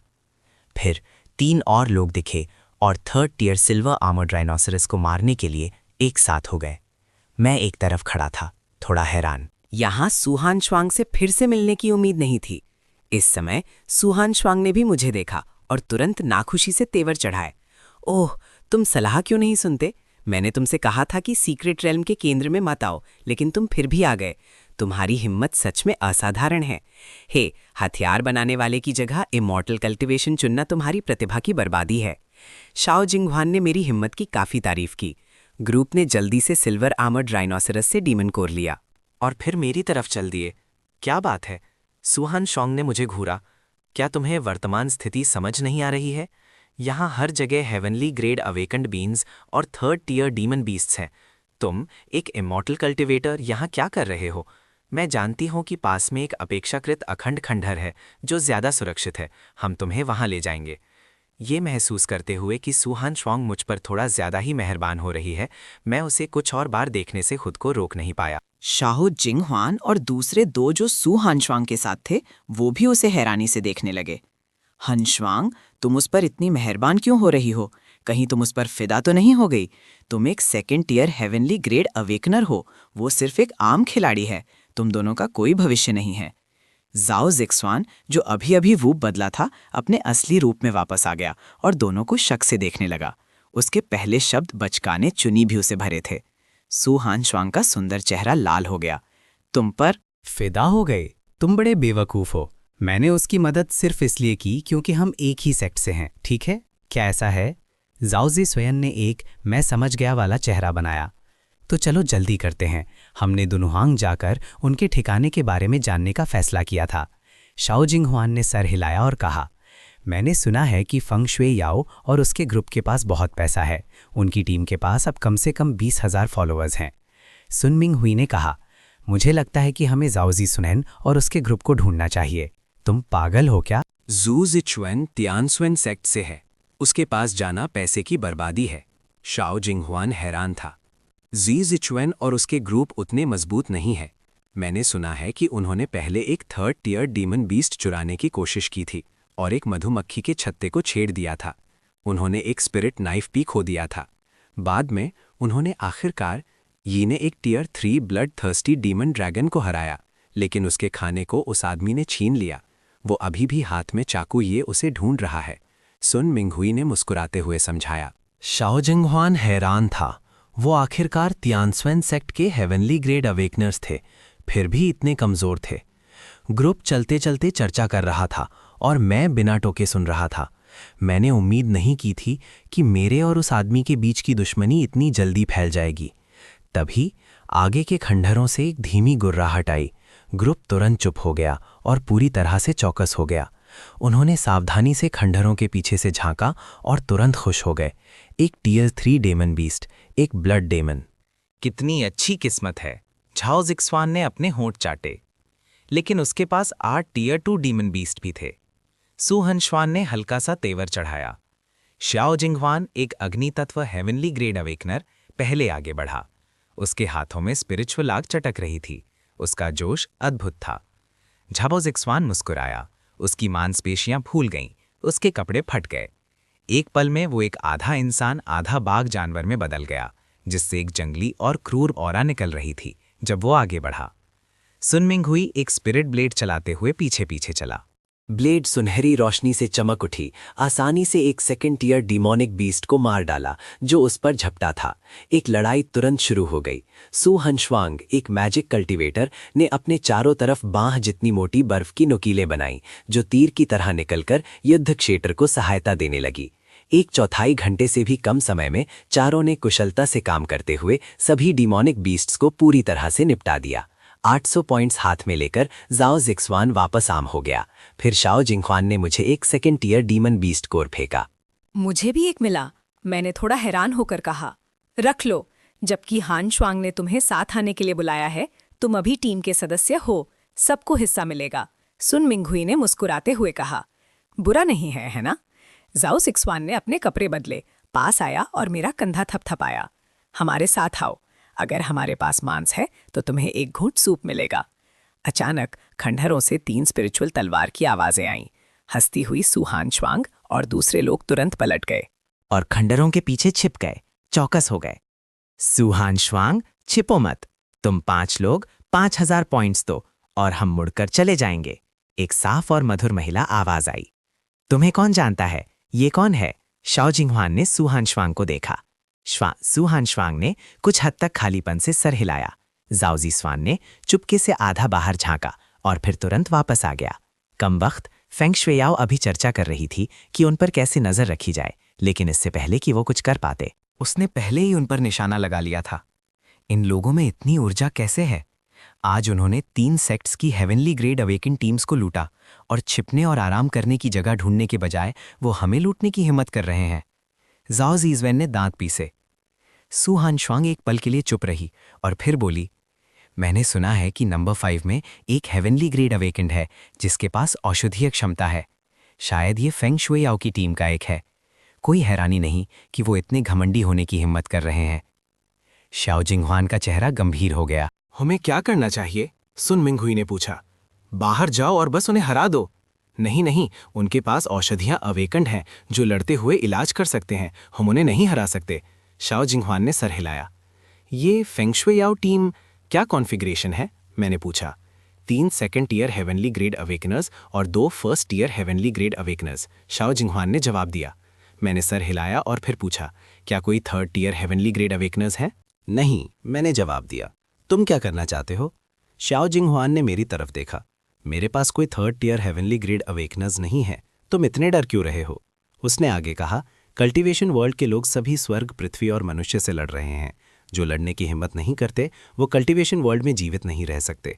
इसलिए मैं शाओ जिंगहुआन के लड़ने की हिम्मत ना करने की मानसिकता से बिल्कुल सहमत नहीं हूं। तभी कंकड़ और रेत हर तरफ उड़ गए। एक भालू मानव जो लगभग 3 जांग ऊंचा था और भूरे रंग के बाल थे, एक मुक्के से खंडारों को तोड़कर आकाश की तरफ उत्साह से दहाड़ा। क्या तुम सच में मुझे एक कमजोर समझते हो? जाओ जिक्सवन ने गाली दी और तुरंत एक बाघ जैसे जानवर के रूप में बदल गया। भालू मानव और बाघ मानव भयानक लड़ाई में उलझे हुए थे। उनके मुक्के टकरा रहे थे। सुहान श्वांग ने 5000 दिए। 0 पॉइंट्स और मैं तुम्हें जाने दूंगी, वरना मुझे निर्दयी होने के लिए दोष मत देना। फेंग शुइयाओ एक खेल भरी मुस्कान के साथ आगे बढ़ी। मुझे देखकर वो छेड़ने से खुद को रोक नहीं पाई। तुमने ये सुंदर लड़का कहाँ से ढूंढा? वो काफी सुंदर है। छोटे सुंदर लड़के सु हानश्वांग के साथ कोई भविष्य नहीं है। अपनी बहन के साथ आने का क्या ख्याल है? सु हानश्वांग का सुंदर चेहरा लाल हो गया। फेंग शुइयाओ, वो सिर्फ मेरा साथी है। अगर तुम अफवाह फैलाती रहीं तो विश्वास करो मैं तुम्हारा मुंह तोड़ दूंगी। फेंग शुइयाओ और भी खुशी से हंसी। हा हा हा हा हा हा, ओ, ये तो बहुत अच्छा है, लेकिन क्या तुम मुझे हरा सकती हो? फेंग शुइयाओ ने अपना हाथ हिलाया और 8 और हेवनली रैंक अवेकेंड वंस खंडारों से निकले। सु हनश्वांग ने दांत पीसे और गुस्से से फेंग शुइयाओ को घूरा। मैं आगे बढ़ा और हल्का सा हंसा। अगर तुम मुझे 20,000 पॉइंट्स देने को तैयार हो तो मैं भी तुम्हारे साथ चल सकता हूँ। ये सुनकर सु हनश्वांग और फेंग शुइयाओ दोनों हैरान रह गए। वो इतनी अश्लील बात इतनी शांति से कैसे कह सकता है? हा हा हा। हाँ, 20,000? तुम 20,000 चिल्लाने की हिम्मत करते हो? तुम हमें लूट ही लो तो बेहतर है। तभी सु हनश्वांग चिल्लाई, सावधान! एक डिमोनिक बीस्ट हमला कर रहा था। सबके चेहरे का रंग उड़ गया। मैंने हल्का सा तेवर चढ़ाया। गंधा एग्जॉटिक फ्रूट की गंध से लगभग एक जैसी थी। अनगिनत डिमोनिक बीस्ट्स एक बाढ़ की तरह उनकी तरफ लपके। क्या हो रहा था? असेसमेंट पर असर क्यों पड़ रहा था? सब हैरान थे। अचानक मेरी आंखें चमक उठीं। मैंने एक 3rd टीयर डिमोनिक बीस्ट को देखा जिसके मुंह में एक एग्जॉटिक फ्रूट था। देखो मत, भागो! सु हानश्वांग का सुंदर चेहरा घबराहट से भरा था। अगले ही पल, क्योंकि वो जिस दिशा में भाग रहे थे, डिमोनिक बीस्ट्स को भी एक गंध आई और उन्हें घेर लिया। अब वो डिमोनिक बीस्ट से घिरे हुए थे। चुक्वांग, तुम 3 लोगों को लिन्युवे की रक्षा करने के लिए ले जाओ। लिन्युवे उनकी टीम की हीलर अवेकनर है। बाकी सब हमला करो। फेंग शुइयाओ ने एक निर्णायक फैसला लिया। चिनमोचन, तुम क्या कर रहे हो? मुझसे ज्यादा दूर मत भटको, सु हानश्वांग चिल्लाई। मैंने सर हिलाया। मामूली डिमोनिक बीस्ट्स चिंता का विषय नहीं है। फिर बिना पीछे देखे मैं अंदर घुस गया। वो ऐसा कैसे हो सकता है? वो झाओ जिक्सवान से भी ज्यादा आवेशी है। सु हानश्वांग ने गुस्से में अपना पैर पटका। तभी मैं डिमोनिक बीस्ट के झुंड में घुस गया, अपनी स्पिरिट ब्लेड चलाते हुए। स्पिरिचुअल एनर्जी ने एक ब्लेड लाइट का भूत बनाया, आगे बढ़ रहे डिमोनिक बीस्ट्स को काटकर उन सबको मार डाला। मैं लड़ते हुए उन 5 3rd टीयर डिमोनिक बीस्ट्स तक पहुंचा जो अभी भी एग्जॉटिक फ्रूट के लिए लड़ रहे थे। साथ ही मैंने इल्यूजनरी स्पिरिट ब्लेड टेक्निक का इस्तेमाल किया। तुरंत अनगिनत ब्लेड लाइट्स निकाली जो उन 5 डिमोनिक बीस्ट पर बरस पड़ी जो एग्जॉटिक फ्रूट के लिए लड़ रहे थे। पहले 3 टीयर डिमोनिक बीस्ट के रोंगटे खड़े हो गए और वो तुरंत मुझसे बच गया। 7 स्टार स्टेप का इस्तेमाल करते हुए वो ब्लड थर्स्टी डिमन हाउंड के सामने प्रकट हुआ जो एग्जॉटिक फ्रूट लिए हुए था, जैसे टेलीपोर्टेशन से। मुझे अचानक अपने सामने देखकर ब्लड थर्स्टी डिमन हाउंड ने अपना खून लाल मुंह खोला और मुझे काटने के लिए झपटा, फल गिरा दिया।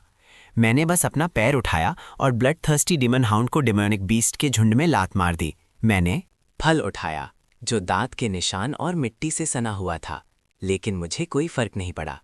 मैंने फल को अस्थायी रूप से सील करने के लिए एक स्पेल किया, जिससे उसकी स्पिरिचुअल एनर्जी नष्ट ना हो। फल के कारण हिंसा पर उतारू हो चुके डेमोनिक बीस्ट्स ने अचानक महसूस किया कि गंध कुछ हद तक गायब हो गई है।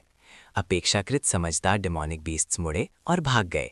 सूहन श्वांग ने गड़बड़ी में से ढूंढा और मुझे उसकी तरफ अनहाम चलते हुए देखा, आराम से घूमते हुए। वो तुरंत हैरान रह गई। चिन मोचन, तुम ठीक तो हो? जाओजी स्वन ने मेरी तरफ देखा। छोटे सुंदर लड़के, बुरा नहीं। तुम ऐसे अंदर बाहर हुए जैसे कुछ हुआ ही ना हो। फेंग शुए लाओ ने एक भावें उठाई। तुम्हारे पास कौन सी प्रतिभा है? ये प्रभावशाली है। मैंने शांति से कहा, इमॉर्टैलिटी कल्टिवेट करना। फेंग शुए याओ ने तेवर चाहा, ये कौन सी प्रतिभा है? क्या तुमने इसके बारे में सुना नहीं है? उसके पीछे के अवेकेंड वन सबने सर हिला दिया। कभी नहीं सुना। सूहन श्वांग ने घृणा से कहा, लंबे बाल, छोटी अकल। क्वेमो उसके ब्लड लाइन के अवेकन होने से पहले था। कल्टीवेटर फेंग शुए याओ की आंखें बड़ी हो गईं जब वो मुझे घूर रही थी। क्या मजाक है? क्या कल्टीवेटर्स को ध्यान लगाना और अपनी सेहत का ख्याल नहीं रखना चाहिए? अगर कोई इतना शक्तिशाली होता तो वो अपना ब्लड लाइन क्यों अवेकन करता? मुझे और समझाने में कोई दिलचस्पी नहीं थी। मैं सूहान श्वांग के पास से गुजरते हुए रुक गया। कहो, मैंने थोड़ा दोषी और हिचकिचाते हुए कहा। असल में मैं आपसे मिलना चाहती हूँ मास्टर। मेरे दादा एक छिपी हुई चोट से पीड़ित हैं, जिसे स्पिरिचुअल हीलर्स भी दशकों से ठीक नहीं कर पाए हैं। उन्होंने एक बार कहा था कि अगर कोई उच्च स्तरीय कल्टीवेटर हो तो शायद वो उन्हें ठीक कर सकता है। मैं मुस्कुराया। मास्टर के हस्तक्षेप की कोई ज़रूरत नहीं है। मैं असेसमेंट खत्म होने पर उनसे मिल सकता हूँ। सूहान श्वांग के सुंदर चेहरे पर घृणा दिखी। तुम इतने जवान हो, फिर भी तुम इलाज कर सकते हो। अगर तुम इसे ठीक नहीं कर सकते तो तुम्हारे मास्टर के एकांत से बाहर आने में देर नहीं हुई है। सूहान श्वांग मुस्कुराई। ये पक्का रहा। मैं असेसमेंट के बाद तुमसे मिलने आऊँगा। मैंने सर हिलाया और सबकी नज़रों के नीचे धीरे धीरे चला गया। तभी 3 लोग चलकर आए। ये जोजी स्वेन और सॉन्ग जिंग युन थे। उन्हें इतना मेहनत करते देखकर मुझे उन स्पिरिट एंट्स की याद आ गई जो मेहनत से अपने घोंसलों में खाना ले जाते हैं। जोजी स्वेन मुस्कुराया, फिर तुमने सब साफ कर दिया। काउ जुन रेन मुस्कुराया लेकिन हंसा नहीं। कमज़ोर को ऐसा ही होना चाहिए। अचानक जोजी स्वेन की आंखें सिकुड़ गईं। ये वही है, सॉन्ग जिंग युन और काउ जुन युन। आंखें भी मुझे देखकर ठंडी हो गईं। तुमने हमारा शिकार चुराया और अब सीक्रेट रेल्म के केंद्र में आने की हिम्मत कर रहे हो। स्वर्ग का रास्ता है, लेकिन तुम उसे नहीं लेते। तुम अपनी मौत के लिए आने पर अड़े हो। जोजिस्वान ने ताना मारा और हाथ उठाकर आग की एक लपेट छोड़ी, जिसने मेरे सामने स्पिरिट अर्ब्स के एक हिस्से को जला दिया। सूहन श्वांग और फेंग शुए याओ सब ने हाथ उठाए। चेहरे का रंग बदलते देख जोजिस्वान का चेहरा बदल गया। ट्यानस्वन सेक्ट के लोगों, तुम्हें इधर उधर नहीं घूमना चाहिए। अगर तुमने एक और कदम आगे बढ़ाया तो तुम्हारी सुरक्षा की कोई गारंटी नहीं दे सकता। जोजिक्सवन ने ठंडे स्वर ने मेरी तरफ देखा, फिर फेंग शुए याओ और दूसरों को एक झूठी मुस्कान के साथ देखा। तुम्हारी मेहनत के लिए धन्यवाद। तुमने मेरे लिए जो मॉन्स्टर मटेरियल्स इकट्ठा किए हैं वो यहाँ रह सकते हैं। अब तुम्हारे पास जाने के लिए 1/4 घंटा है। उसके शब्द घमंडी और बेलगाम थे। लगभग दोपहर हो चुकी थी और वो जल्द ही पॉइंट्स रिकॉर्ड करने वाले थे। वो कोई झगड़ा नहीं चाहते थे। शायो जिंगहुआन ने मन ही मन सोचा, ये बुरा किस्मत है। श्वनजी ने मुड़कर जाना चाहा। जू सिजवान ने हाथ हिलाया और आग की एक लकीर उड़कर शायो जिंगहुआन के पैरों पर गिरी। लोग जा सकते हैं, लेकिन चीज़ें यहीं रहनी चाहिए। शायो जिंगहुआन का चेहरा बदल गया और उसने ठंडे स्वर में चिल्लाया, जू सिजवान, ज़्यादा आगे मत बढ़ो। जू सिजवान हल्का सा मुस्कुराया, ऐसा है क्या? एक पल में शायो जिंगहुआन ने पहला वार किया। उसने अपनी बाहें हिलाईं और उसके चारों तरफ स्पिरिचुअल आग एक पागल आग बुझाने वाले की तरह घूमने लगी। एक माहिर के सामने अपनी कला दिखा रहे हो। जोजिक्सवन एक ताने के साथ उसकी बाहों से स्पिरिचुअल आग निकली। उसने ताली बजाई और उग्र आग रॉकेट्स की एक बारिश में बदल गई जो बाहर की तरफ निकल गई। शाओ जिंगहुआन की घूमती हुई स्पिरिचुअल आग जोजिक्सवन के रॉकेट से तुरंत टूट गई। उस पर कई तीर लगे और वो मुंह से एक स्पिरिचुअल खून उगलते हुए पीछे की तरफ जमीन पर जा गिरा। जोजिक्सवन एक आधे मनुष्य आधे बाघ में बदल गया। जाओ 2 या 3 जांग ऊंचा खड़ा था, लेकिन काओजुनरन से छोटा लग रहा था, जो एक भालू मानव में बदल गया था। दोनों ने 2 मुक्के मारे और जाओ से सुख्यान लड़खड़ाते हुए कई कदम पीछे चला गया, जबकि काओजुनरन हिला तक नहीं। सुन मिंगहुई की स्पिरिचुअल ब्लेड सुनहरी रोशनी से चमक उठी जब वो सॉन्ग जिनजुन की तरफ बढ़ी। सॉन्ग जिनजुन तक पहुंचने से पहले ही उसकी स्पिरिचुअल ब्लेड जमीन पर गिर गई। सॉन्ग जिनजुन ने उसे लात मारी। क्या आम सेक्स के हेवनली रैंक अवेकेंड वंस इतने कमजोर होते हैं? ज़ो ज़िक्शवान की बाहों में स्पिरिचुअल आग चमक रही थी जब वो शाओ जिंगवान और दूसरों को देख रहा था जो जमीन पर गिरे हुए थे। उसने हल्का सा सर हिलाया। ये सुनकर हारे लोगों के चेहरे गंभीर हो गए। ठीक है, मैं अपनी हार मानता हूँ, सबने कहा, एक एक करके अपने स्टोरेज बैग से मॉन्स्टर मटेरियल्स फेंकते हुए। तब तुम ठीक हो, सॉन्ग जिंगयुन ने लिन यूवेई को रोका, जो स्टोरेज बैग्स ले रही थी। उसने दया से मुस्कुराया। मुझे विश्वास है कि सेक्ट के शुरू होने के बाद एक बड़ी प्रतियोगिता होगी। मैं तब तुम्हारे साथ सहयोग करने की उम्मीद करता हूँ, लिन यूए ने अनिश्चित रूप से कहा। ये लोग ज्यादा शक्तिशाली नहीं हैं, लेकिन वो मॉन्स्टर मटेरियल्स इकट्ठा करने में अच्छे हैं। सॉन्ग जिनयून भी मुस्कुराया। उसने बेपरवाह स्पिरिचुअल एनर्जी वाले पुजारी को देखा और कहा, तुम अब जा सकते हो, दोपहर तक अभी आधा घंटा बाकी है। अगर तुम्हारी किस्मत अच्छी है तो तुम्हें 800 पॉइंट्स मिल जाने चाहिए। सब खत्म हो गया, मैंने कहा, उठकर अपनी धूल झड़ते हुए। अब मेरी जाने की बारी है। रुको, ज़ू ज़िक्शवान की ठंडी आवाज गूंजी। सब रुक गए। मैंने तुम्हें जाने के लिए नहीं कहा। ज़ू ज़िक्शवान ने मेरी तरफ इशारा किया। किसने कहा कि मैं जा रहा हूं? किनमोचन, जिद्दी मत बनो, उन्हें मॉन्स्टर मटेरियल्स दे दो, सू हानशुआंग ने चिंता से कहा, अपनी आवाज धीमी करते हुए उसे याद दिलाया।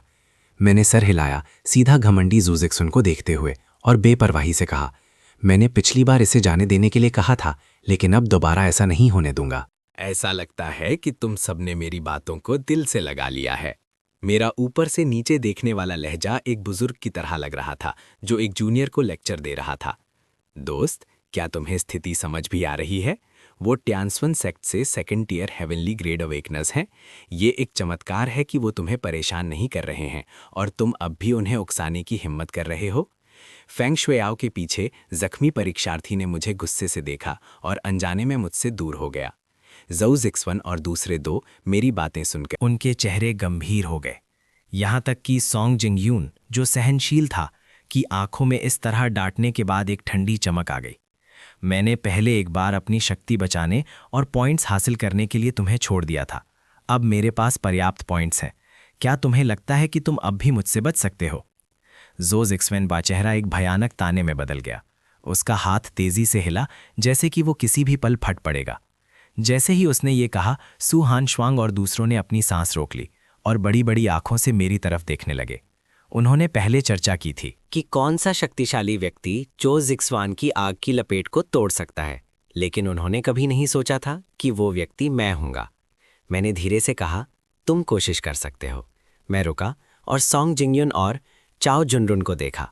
तुम लोग भी आओ, समय बर्बाद मत करो। सॉन्ग जिंगयुन इस पर हंस पड़ा। बहुत समय हो गया है किसी ने हमारे टियनशुआन सेक्ट के बैलेंस अवेकनर को इस तरह नीचा दिखाने की हिम्मत नहीं की। चाओ जुनरुन एक बीस्ट टाइप अवेकनर है। अगले ही पल उसने अपनी मत्थी उठाई और मेरे सर पर मारी।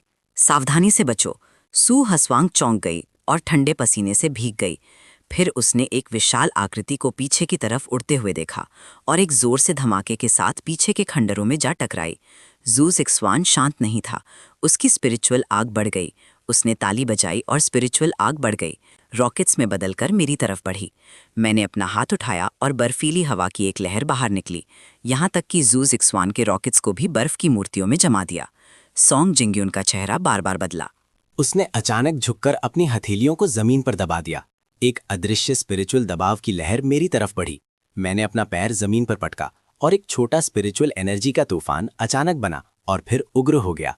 स्पिरिट हर्ब की दिशा उल्टी हो गई। सब सॉन्ग जिंगयुन की तरफ इशारा कर रहे थे।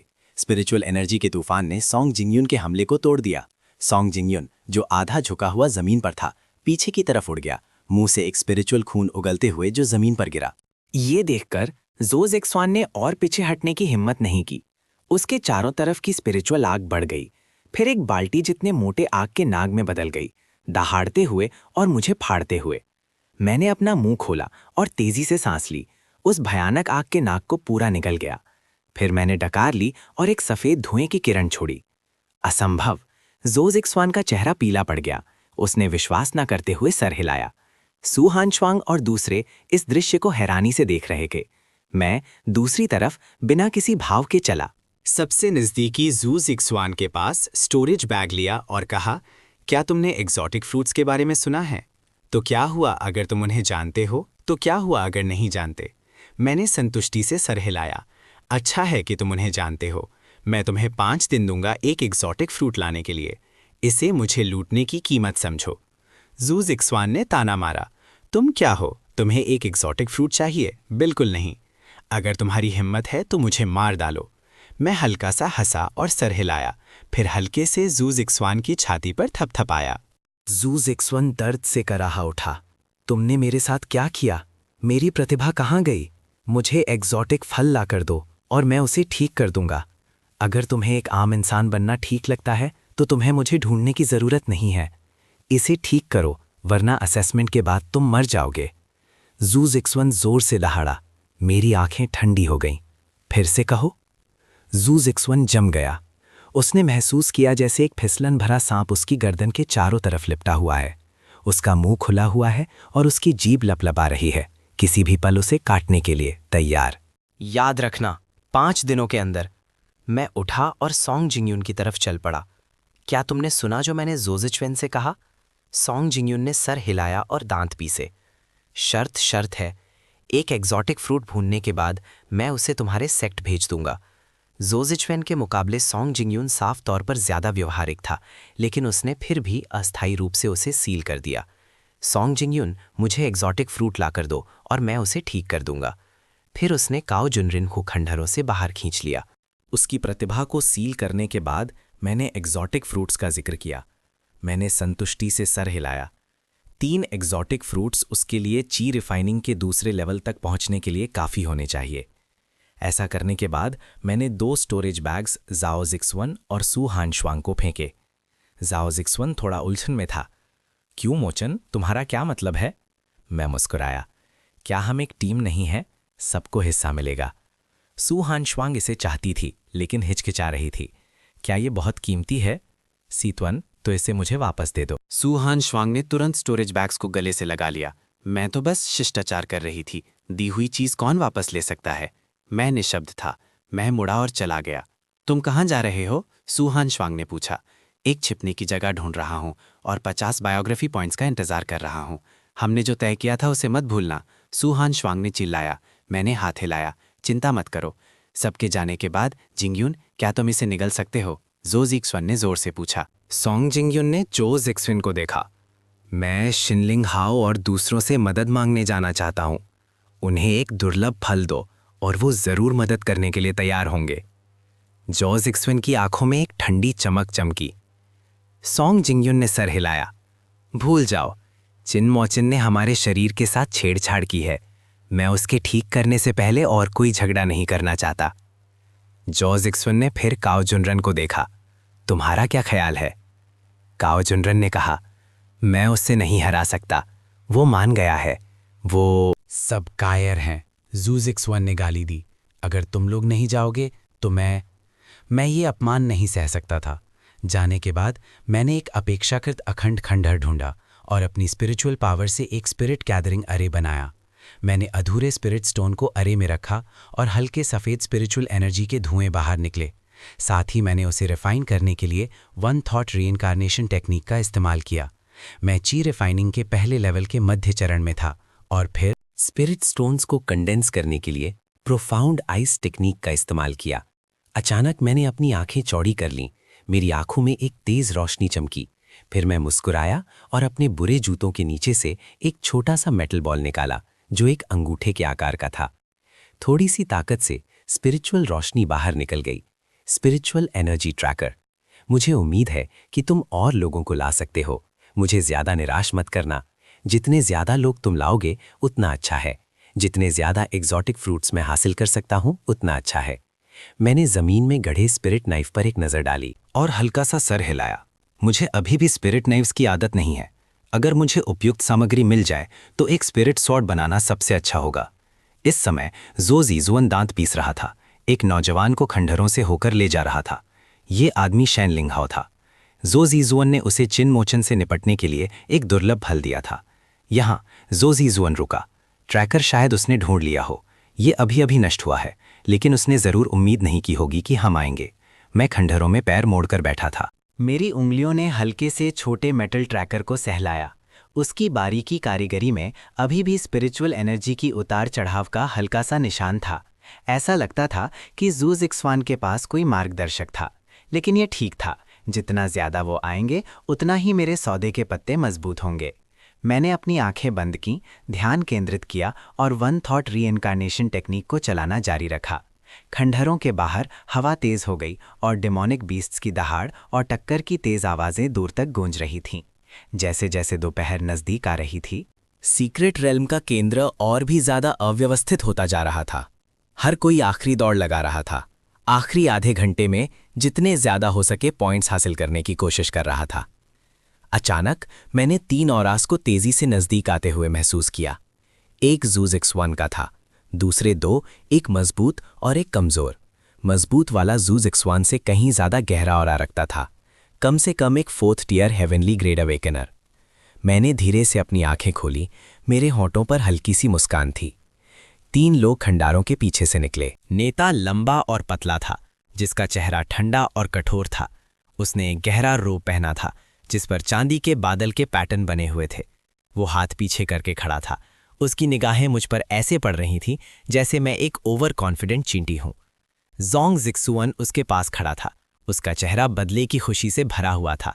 ये घमंडी आदमी। शेनलिंग हाओ ने मुझे कुछ देर देखा, फिर हल्का सा तेवर चढ़ाया। क्या तुम्हें यकीन है कि ये वही था जिसने अभी तक अपना ब्लड लाइन भी अवेकन नहीं किया है, जिसने तुम तीनों को इस तरह से पीटा? ज़ू ज़िक्सवान का चेहरा लाल हो गया जब उसने दांत पीसे। उसके तरीके अजीब हैं। उसने मेरी आँख की क्षमता को पूरा निगल लिया। शेनलिंग हाओ की आंखों में हल्की सी रुचि चमकी।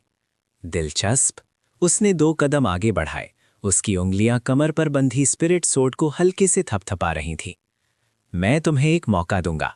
ज़ू ज़िक्सवान और दूसरों को उनके बंधनों से मुक्त करो, फिर घुटनों के बल बैठकर अपनी गलती मानो। मैं तुम्हें इस सीक्रेट रेल्म से सही सलामत जाने दे सकता हूं। उस पर नज़र डालते हुए उसकी निगाहें शांत। तुम टियानस्वेन सेक्ट के शेनलिंग हाओ हो। उसने गर्व से सर हिलाया। शेनलिंग हाओ टियानस्वेन सेक्ट का एक कोर डिसाइपल, एक 4th tier heavenly grade awakener. तुमने मेरे बारे में सुना होगा। मैंने सर हिलाया। मैंने नहीं सुना था। शेनलिंग हाओ का चेहरा सख्त हो गया। उसकी आंखों में एक ठंडी चमक चमकी। लगता है तुम तर्क नहीं सुनोगे, इसलिए तुम्हें परिणाम भुगतने होंगे। उसने अपनी कलाई झटकी, अपनी स्पिरिट सोर्ड निकाल ली। ब्लेड एक भूतिया नीली रोशनी से चमक उठी और हवा का तापमान गिर गया। एक आइस टाइप अवेकनर। मैंने हल्का सा सर हिलाया। मैं सच में सू हानशुआंग के जैसा ही हूं, लेकिन इस ऑरा की गहराई सू हानशुआंग से कहीं ज़्यादा है। मैं तुम्हें आखिरी मौका दूंगा। शेनलिंग हाओ ने अपनी स्पिरिट सोर्ड को अपने सामने रखा। उसके ब्लेड पर बर्फ की एक पतली परत जम गई। मैंने धीरे से उठा, अपने कपड़ों से धूल झाड़ते हुए। ज़रूरत नहीं, जबकि तुम यहाँ हो तो नियमों का पालन करो। एक फल के लिए एक सेवा। मैं ज़ो ज़िक्सवान और दूसरों को उनकी पाबंदियों से मुक्त कर दूंगा। शेनलिंग हाओ ने ताना मारा। तुम्हें क्या लगता है कि तुम मुझसे सौदा कर सकते हो? उसने अपनी कलाई झटकी। उसकी स्पिरिट ब्लेड ने एक आर्क बनाया। 3 ब्लेड्स हवा को चीरती हुई निकलीं, एक तेज हंसी निकलते हुए। मैंने अपना हाथ उठाया। मेरी स्पिरिचुअल पावर बढ़ गई, एक अदृश्य बाधा में बदल गई। ब्लेड्स उससे टकराईं, एक साफ आवाज के साथ, जब वो बर्फ के टुकड़ों की बारिश में बदल गईं। शेनलिंग हाओ के प्यूपल्स हल्के से सिकुड़ गए। उसे कुछ अंदाजा हो गया था। उसका शरीर धुंधला हो गया, एक धुंध बन गया। स्पिरिट ब्लेड एक हड्डी छिलने वाली ठंड के साथ सीधा मेरे गले की तरफ निशाना लगाया। उसकी गति बेहद तेज थी और उसकी शक्ति ज़ो ज़िक्सवान और उसके जैसे लोगों से कहीं ज्यादा थी। मैं एक तरफ हट गया, साथ ही अपनी उंगली झटकी। स्पिरिट पावर का एक झोंका ठीक ब्लेड पर लगा। एक झंझनाहट के साथ स्पिरिट ब्लेड कांप गई। शेनलिंग हाओ का हाथ हल्का सा सुन्न हो गया। उसका चेहरा बदल गया और उसने तेजी से पीछे हटकर दूरी बना ली। ये किस तरह की क्षमता है? उसने तेवर चढ़ाकर पूछा। अल्टिवेशन, मैंने शांति से जवाब दिया। कल्टिवेशन। शेनलिंग हाओ ने हंसी उड़ाई। एक वंश जो कब का मिट चुका है, मेरे सामने दिखावा करने की हिम्मत करता है। उसने एक गहरी सांस ली, अपनी बाहें फैलाईं और आसपास की हवा का तापमान गिर गया। जमीन पर एक सफेद पाले की परत बन गई। 1000 मील जमाना। उसने दहाड़ा, अपनी सिकल को जमीन में गाड़ दिया।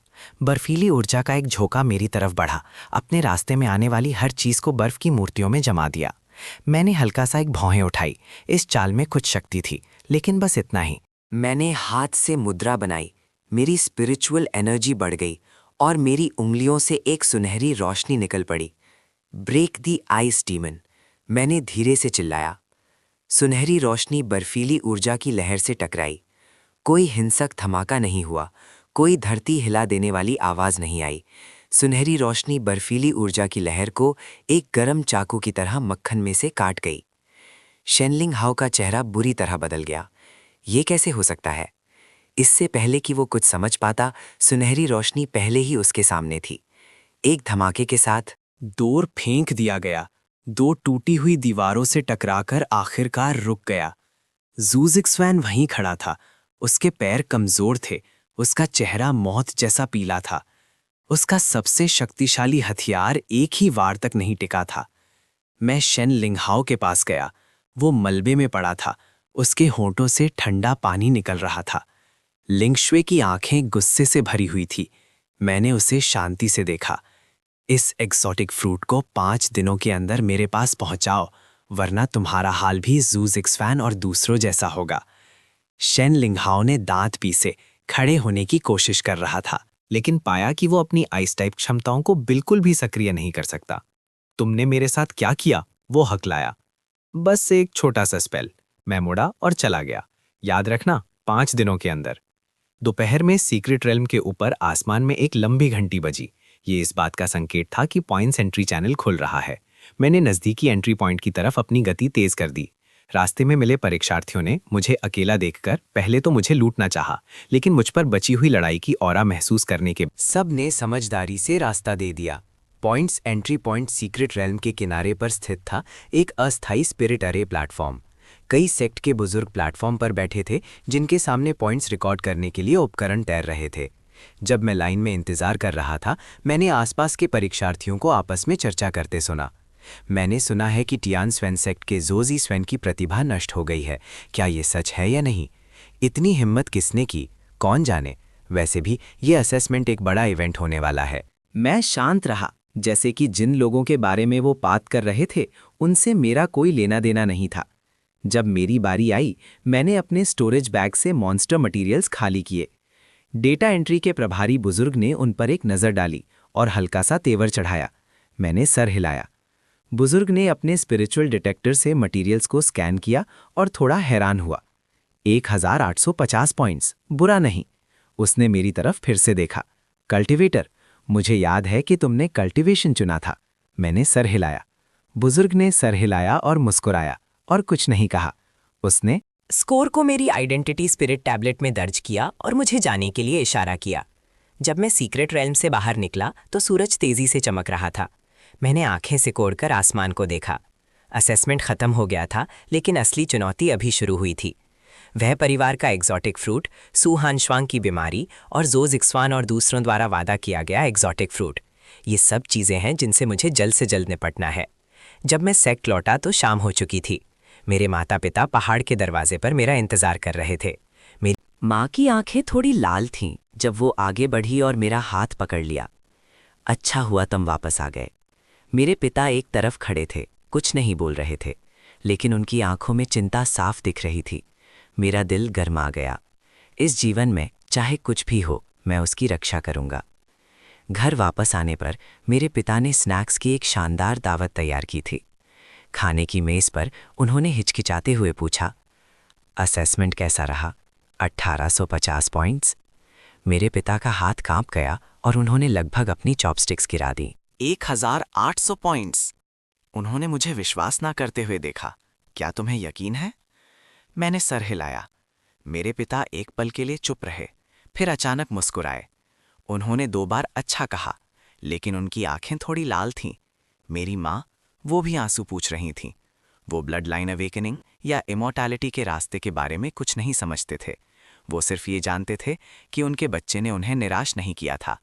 खाने के बाद मैं अपने कमरे में वापस आया, पैर मोड़कर बैठा और वो एग्जॉटिक फ्रूट निकाला जो मुझे उस सोशलाइट से कभी नहीं मिला था। भले ही फल अधूरा था, लेकिन उसमें मौजूद स्पिरिचुअल एनर्जी अभी भी काफ़ी थी। मैंने उसे स्पिरिट गैदरिंग अरे में रखा और उसे रिफाइन करना शुरू कर दिया। स्पिरिचुअल एनर्जी की धारियां मेरे शरीर में घुस गईं। मैंने री इनकारनेशन टेक्निक को तेजी से चलाया। ची रिफाइनिंग लेवल 1 के अंतिम चरण और ची रिफाइनिंग लेवल 1 के शिखर पर पहुंच गया। जब एग्जॉटिक फ्रूट पूरी तरह से मुरझा गया और धूल में बदल गया तो मेरी कल्टीवेशन ची रिफाइनिंग लेवल 1 के शिखर पर स्थिर हो गई थी, ची रिफाइनिंग लेवल 2 से सिर्फ एक कदम दूर। मैंने अपनी आंखें खोलीं और एक गंदी हवा की सांस छोड़ी। ये काफ़ी नहीं था, मुझे और एग्जॉटिक फ्रूट्स की ज़रूरत थी। मैंने एक कम्युनिकेशन टैलिस्मान निकाला और वे मिंगवैन को एक संदेश भेजा, कल मैं वे के पास जाऊंगा। थोड़ी देर बाद वे मिंगवैन लौट आया, मैं तब तुमसे शहर के बाहर मिलूंगा। अगली सुबह मैंने एक साफ रोब पहना और अपने माता पिता को बताया कि मैं सेक्ट छोड़ने से पहले शहर में घूमने जा रहा हूँ। वे परिवार युनजू का एक प्रमुख वंश था जो शहर के पूर्व में स्पिरिचुअल नस पर स्थित था। जब मैं पहुंचा, वे मिंग युआन पहले से ही शहर के बाहर इंतजार कर रहा था। उसकी चोट अभी तक ठीक नहीं हुई थी और उसका चेहरा अभी भी कुछ पीला था, लेकिन उसका जोश पहले दिन से बहुत बेहतर था। छोटे भाई, कृपया उसे मुझे शहर में ले जाने दो। कई गलियों से गुजरने के बाद मैं एक शानदार हवेली में पहुंचा। मुख्य द्वार के दोनों तरफ 2 पत्थर से बने स्पिरिट बीस्ट्स खड़े थे। द्वार के ऊपर वेई परिवार मैंशन लिखा हुआ एक पत्र लटका हुआ था जो जोश भरे स्ट्रोकों से लिखा गया था। साफ तौर पर एक उस्ताद सुलेखक का काम।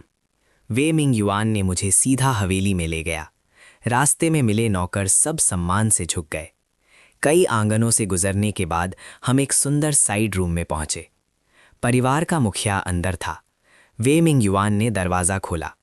कमरे के अंदर एक सुजुकी बेड पर एक दुबला पतला बूढ़ा आदमी लेटा हुआ था। उसकी सांस कमज़ोर थी, उसका चेहरा पीला था और उसकी आंतरिक ऊर्जा अव्यवस्थित थी, जो साफ तौर पर गंभीर आंतरिक चोटों का संकेत दे रही थी। मैं उसकी नब्ज जांचने के लिए पास गया। अपनी स्पिरिचुअल एनर्जी से उसके शरीर को टटोल रहा था। एक पल के ध्यान से महसूस करने के बाद मैंने अपना हाथ हटा लिया। कैसा है? वे मिंगयोन ने चिंता से पूछा। क्या इसका इलाज हो सकता है? मैंने सर हिलाया, लेकिन कुछ स्पिरिचुअल मेडिसिन की ज़रूरत पड़ेगी। वे मिंगयोन खुश हो गया। तुम्हें क्या चाहिए, बस मुझे बताओ, मैंने एक सूची बनाते हुए कहा। वे मिंगयोन ने बिना हिचकिचाए उसे देखा और तुरंत अपने नौकर को आधे घंटे से भी कम समय में ज़रूरी स्पिरिचुअल मेडिसिन तैयार करने का आदेश दिया। मैंने सबको भेज दिया। अंदर के कमरे में सिर्फ मैं और बूढ़ा आदमी रह गए। एक साउंड प्रूफ स्पिरिचुअल अरे लगाने के बाद मैंने अपना जाप शुरू किया। बूढ़े आदमी की चोट सतह पर दिखने से ज्यादा गंभीर थी। कई मेरिडियंस टूटे हुए थे और आंतरिक अंगों में असामान्यता थी। अगर कोई आम स्पिरिचुअल डॉक्टर उसका इलाज करता तो वो सिर्फ 3 से 5 महीने तक ही उसका जीवन बढ़ा सकता था, लेकिन मैं अलग था। मैंने अपनी स्पिरिचुअल एनर्जी को एक मार्गदर्शक के रूप में इस्तेमाल करके उसके टूटे हुए मेरिडियंस को इंच दर इंच ठीक किया और फिर प्रोफाउंड आइस टेक्निक का इस्तेमाल करके उसके शरीर के अंदर भड़के हुए स्पिरिचुअल खून को सील कर दिया। पूरी प्रक्रिया 3 घंटे तक चली। जब मैंने अपना हाथ हटाया, बूढ़े आदमी ने एक लंबी सांस छोड़ी। उसके चेहरे का रंग फिर से गुलाबी हो गया था और उसकी सांस आसान हो गई थी। मैंने दरवाज़ा खोला और बाहर निकल गया। वे मिंगनान तुरंत मेरा स्वागत करने आया। पैट्रियार्क कैसा है? वो अब बहुत बेहतर है। मैं एक और नुस्खा लिख दूंगा, इसे दिन में 1 बार लें और वो आधे महीने में बिस्तर से उठ सकेंगे। वे मिंग युआन ने नुस्खा लिया। उसकी आंखें भावुकता से लाल हो गईं। छोटे भाई, मैं बहुत आभारी हूँ। मैं तुम्हारा शुक्रिया नहीं अदा करूँगा। अगर तुम्हें कभी वे परिवार से कुछ भी चाहिए हो तो बस कह देना। मैंने बिना किसी औपचारिकता के सर हिलाया। मुझे जो एग्जॉटिक फ्रूट चाहिए, वे मिंग युआन ने कहा। उसने तुरंत किसी को एक नफीस सुजुकी बॉक्स लाने का आदेश दिया। बॉक्स के अंदर एक मोटा एग्जॉटिक फ्रूट पड़ा था। उसकी स्पिरिचुअल एनर्जी पिछले अधूरे वाले से कहीं ज़्यादा थी। ये एग्जॉटिक फ्रूट हमने सीक्रेट रेल्म की गहराइयों से हासिल किया था।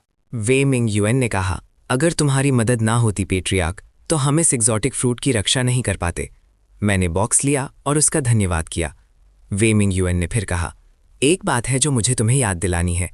चंद परिवार भी इस अजीब फल की तलाश में है। अगर उन्हें पता चला कि ये तुम्हारे हाथों में है तो वो शायद इसे आसानी से नहीं छोड़ेंगे।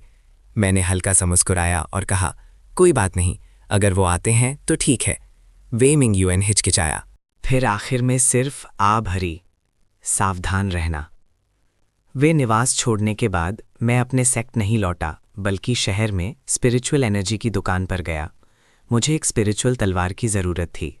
आम स्पिरिचुअल तलवारें मेरे लिए ज़्यादा उपयोगी नहीं थीं। मुझे एक ऐसी तलवार चाहिए थी जो स्पिरिचुअल एनर्जी को सह सके और काफ़ी मजबूत हो। शहर की सबसे बड़ी स्पिरिचुअल एनर्जी की दुकान का नाम जूफंग पेविलियन था। दुकान चमकदार स्पिरिचुअल एनर्जी से भरी हुई थी, सबसे निचले दर्जे के आम लोहे से लेकर स्पिरिचुअल एनर्जी वाले जादुई उपकरण तक। दुकान का मालिक एक गोल चेहरे वाला अधेड़ उम्र का आदमी था जो ग्राहकों का मुस्कुराकर स्वागत करता था। आपको कौन से हिस्से चाहिए सर? मैंने सीधा पूछा। दुकान का मालिक मुझे हिस्सों के विभाग में ले गया जहां दर्जनों हिस्से प्रदर्शित थे, अलग अलग गुणवत्ता के। मैंने उन पर एक नज़र डाली और हल्का सा सर हिलाया। बहुत बुरा। दुकान का मालिक चौंक गया। आपको किस गुणवत्ता की चीज़ चाहिए सर? सबसे अच्छी। दुकान का मालिक एक पल के लिए सोचा और अंदर के कमरे से एक काली स्पिरिट तलवार निकाली। इस तलवार का नाम शुअन युआन है। ये गहरे समुद्र के ठंडे लोहे से बनी है और चौथे स्तर से नीचे की स्पिरिचुअल शक्ति को सह सकती है। ये मेरी दुकान का खजाना है, मेरे अपने अंदाज में बनी हुई। मैंने तलवार ली और उसमें स्पिरिचुअल शक्ति डाली। तलवार हल्की सी कांपी और एक साफ तलवार की आवाज़ निकली। बुरा नहीं है, लेकिन बस इतना ही। मैंने सर हिलाया और तलवार नीचे रख दी। क्या आपके पास कुछ बेहतर है? दुकान का मालिक परेशान दिखा। ये पहले से ही सबसे अच्छा है। मैं तेवर चढ़ाया। गहरे समुद्र का ठंडा लोहा अच्छा है, लेकिन उसमें कठोरता की कमी है और वो ज़्यादा शक्तिशाली स्पिरिचुअल शक्ति के प्रभाव को नहीं सह सकता। मुझे एक ऐसी स्पिरिट तलवार चाहिए जो मेरे कल्टीवेशन के स्तर के साथ बढ़ सके। दुकान का मालिक एक पल के लिए सोचा और अचानक उसकी आंखें चमक उठीं। सर, क्या आपने कभी रॉकेट्स के बारे में सुना है? रॉकेट्स? मुझे रुचि हुई। दुकान का मालिक ने अपनी आवाज़ धीमी की। कथा है कि तलवार बनाने वाले एक गुप्त तकनीक है जिससे एक डीमन बीस्ट की आत्मा को एक तलवार में सील किया जा सकता है, जिससे उसे अपने आप बढ़ने की क्षमता मिलती है। ऐसी तलवार अपने मालिक के कल्टीवेशन के बढ़ने के साथ और भी शक्तिशाली हो जाएगी और शायद अपनी खुद की बुद्धि भी जागृत कर ले। मेरी आंखें चमक उठीं। ऐसी जीवित तलवार कहाँ मिल सकती है? दुकान का मालिक ने सर हिलाया। ये गुप्त तकनीक कब की खो चुकी है, लेकिन मैंने सुना है कि सुनसान इलाके की गहराइयों में एक प्राचीन खंडहर है जहां जीवित तलवारें बनाने की विधि शायद अभी भी मौजूद हो। सुनसान इलाका, मैंने सोचा। ये एक खतरनाक जगह है जहां डीमन बीस्ट्स भरे हुए हैं, लेकिन यहीं अनगिनत दुर्लभ और कीमती सामग्री का स्रोत भी है। अगर मैं सच में जीवित तलवारें बनाने की विधि ढूंढ सका तो ये यात्रा बेकार नहीं जाएगी। मैंने दुकान के मालिक का धन्यवाद किया और चला गया। जब मैं सेक्ट लौटा तो शाम हो चुकी थी। सू हनश्वांग सेक्ट के दरवाजे पर मेरा इंतजार कर रही थी। मुझे लौटते देख मैंने उसे सलाम किया। तुम कहाँ थे? मैं कब से तुम्हें ढूंढ रही हूँ। उसने हल्का सा एक भौहें उठाई। उसने आंखें घुमाई। तुमने वादा किया था, क्या तुम भूल गए? मेरे दादा की बीमारी। मुझे अचानक याद आया, कल मैं आज थोड़ा थका हुआ हूं। सू हानस्वांग ने मुझे कुछ देर देखा। तुम्हारा रंग सच में अच्छा नहीं है। मैं कल दोपहर तुमसे मिलने आऊंगी। इतना कहकर वो मुड़ा और चला गया। कुछ कदम चलने के बाद वो फिर से मुड़ा। भूलना मत। मैंने हाथ हिलाकर इशारा किया कि मैं समझ गया।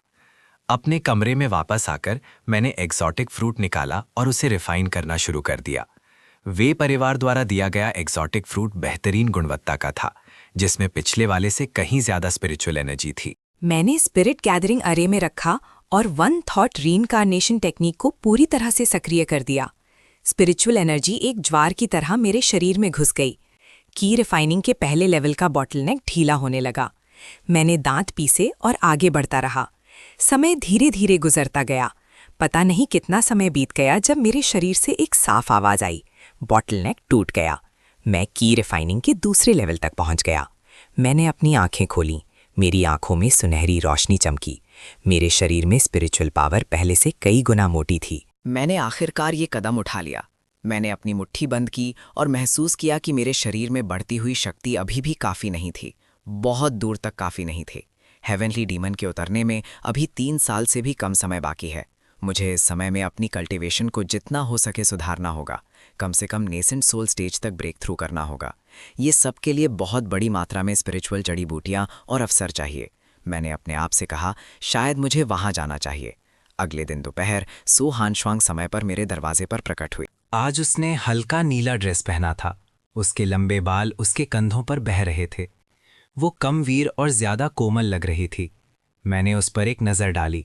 चलो, उसका मामा शहर में एक शांत आंगन में रहता था। आंगन स्पिरिचुअल बास से भरा था। हवा बांस के पत्तों को सरसरा रही थी। सू हंशवांग का मामा एक पतला बूढ़ा आदमी था, जिसका चेहरा दयालु था, लेकिन उसका रंग पीला था और उसकी सांस कमजोर थी। वो आंगन में एक बेंट की कुर्सी पर बैठा था। जब उसने हमें अंदर आते देखा, उसने मुस्कुराकर हाथ हिलाया। श्वांगर आ गई। सुहान श्वांग जल्दी से आगे बढ़ी और बूढ़े आदमी का हाथ पकड़ लिया। दादा, ये मेरा साथी है, चिन मोचिन। उसने कहा है कि वो आपकी बीमारी ठीक कर सकता है। बूढ़े आदमी ने मुझे ऊपर से नीचे तक देखा। उसकी आंखों में एक चमक चमकी। हैरान था कि इतना जवान कोई बीमारियां ठीक कर सकता है। मैं पास गया और बूढ़े आदमी की नब्ज ली।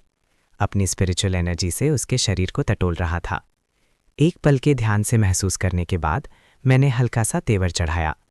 बूढ़े आदमी की समस्याएं वे परिवार के मुखिया से ज्यादा जटिल थीं। ना सिर्फ उसके मेरिडियंस क्षतिग्रस्त थे, बल्कि उसके दांटियन की गहराइयों में एक ठंडी ऑरा भी ठहरी हुई थी। अगर इसे समय पर साफ नहीं किया गया तो वो शायद 3 साल से ज्यादा नहीं जी पाएगा। कैसा है? सुहान श्वांग ने मुझे चिंता से देखा। मैं उसे ठीक कर सकता हूँ, मैंने सर हिलाया, लेकिन इसमें कुछ समय लगेगा। सुहान श्वांग ने राहत की सांस ली। उसकी आंखें थोड़ी लाल हो गईं। ये तो बहुत अच्छा है। बूढ़े आदमी ने भी खुशी दिखाई। जवान दोस्त, अगर तुम सच में इस आदमी को ठीक कर सकते हो तो मैं तुम्हें जरूर भरपूर इनाम दूंगा। मैंने हाथ हिलाया, इशारा करते हुए कि और शब्दों की जरूरत नहीं है। फिर मैंने सुहान श्वांग को स्पिरिचुअल मेडिसिन तैयार करने के लिए कहा, जबकि मैंने बूढ़े आदमी के डांटियन से ठंडी ऑरा साफ करने के लिए अनुष्ठान शुरू किया। ये मेरिडियंस की मरम्मत से ज्यादा मुश्किल था। इसके लिए स्पिरिचुअल एनर्जी का उपयोग करके ठंडी ऑरा को धीरे धीरे छिलना पड़ता था और फिर उसे प्रोफाउंड आइस टेक्निक से रिफाइन करना पड़ता था। पूरी प्रक्रिया एक पूरा दिन चली। जब ठंडी ऑरा का आखिरी हिस्सा साफ हो गया, बूढ़े आदमी ने अक्सर एक सांस छोड़ी। उसके चेहरे का रंग फिर से गुलाबी हो गया। उसने सच्चे दिल से मेरी तारीफ की, कहते हुए, छोटी प्रतिभा, बड़ी क्षमता। मैंने सर हिलाया, उठा और कुछ और स्पिरिचुअल मेडिसिन की खुराकें ली। आधे महीने के आराम के बाद मैं पूरी तरह से ठीक हो जाऊंगा। सू हानश्वांग ने मुझे आंगन तक छोड़ दिया। वो चांदनी में खड़ा था, उसकी आंखें कृतज्ञता से भरी हुई थीं। किनमोचन, धन्यवाद। मैं मुस्कुराया।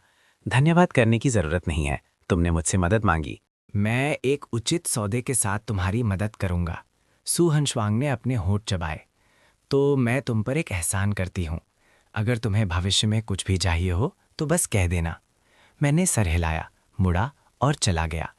कुछ कदम चलने के बाद उसने अचानक मुझे बुलाया। किनमोचन वापस मुड़ा। वो चांदनी में खड़ा था, बोलने में हिचकिचा रहा था, लेकिन आखिर में सिर्फ इतना ही कहा, रास्ते में सावधान रहना। हाथ हिलाया और रात में गायब हो गया। अगले दिनों में मैं विल्डरनेस की अपनी यात्रा की तैयारी करने लगा। मैंने विल्डरनेस के बारे में कई प्राचीन ग्रंथों से सलाह ली और वह परिवार और सू हंशवांग के मामा से कई चीज़ों के बारे में पूछा। विल्डरनेस यूनजू के उत्तर में स्थित था, एक विशाल प्राचीन पर्वत श्रृंखला जो दानवों से भरी हुई थी और अनगिनत दुर्लभ खजाने थे। लेकिन यह खतरे से भी भरा हुआ था। यहाँ तक कि एक 5वें स्तर का जागृत व्यक्ति भी अगर खतरनाक इलाके में घुस जाता तो मर जाता। लेकिन मैं डरपोक नहीं था। अपने पिछले जीवन में मैं कहीं ज़्यादा खतरनाक जगहों से बच चुका था, तो एक मामूली सुनसान जंगल क्या चीज़ है। 5 दिन बाद ज़ो ज़िक्सवान और सोंग जिंगयून ने वादे के अनुसार एग्जॉटिक फ्रूट पहुंचा दिया। ज़ू ज़िक्सवान ने अपना चेहरा गंभीर ने मुझे स्पिरिट बॉक्स फेंका और सील खोल दी। मैंने स्पिरिट बॉक्स लिया, उसे खोला और सही होने की पुष्टि करने के बाद मैंने अपना हाथ उठाया और उनके शरीरों के अंदर की सील खोल दी। ज़ू ज़िक्सवान ने अपना शरीर खींच लिया, अपनी क्षमताओं को वापस महसूस करते हुए, और उसकी आंखों में हत्या की एक झलक चमकी। लेकिन आखिर में उसने खुद को रोक लिया और मुड़कर चला गया। जाने से पहले सोंग जिंगयून ने मेरी तरफ देखा। किनमोचन, तुम शक्तिशाली हो, लेकिन मैं तुम्हें सलाह देता हूं कि ज्यादा दिखावा मत करो। हेवनली प्रोफाउंड सेक्ट कोई ऐसा नहीं है जिससे तुम उलझ सको। मैं शांति से मुस्कुराया।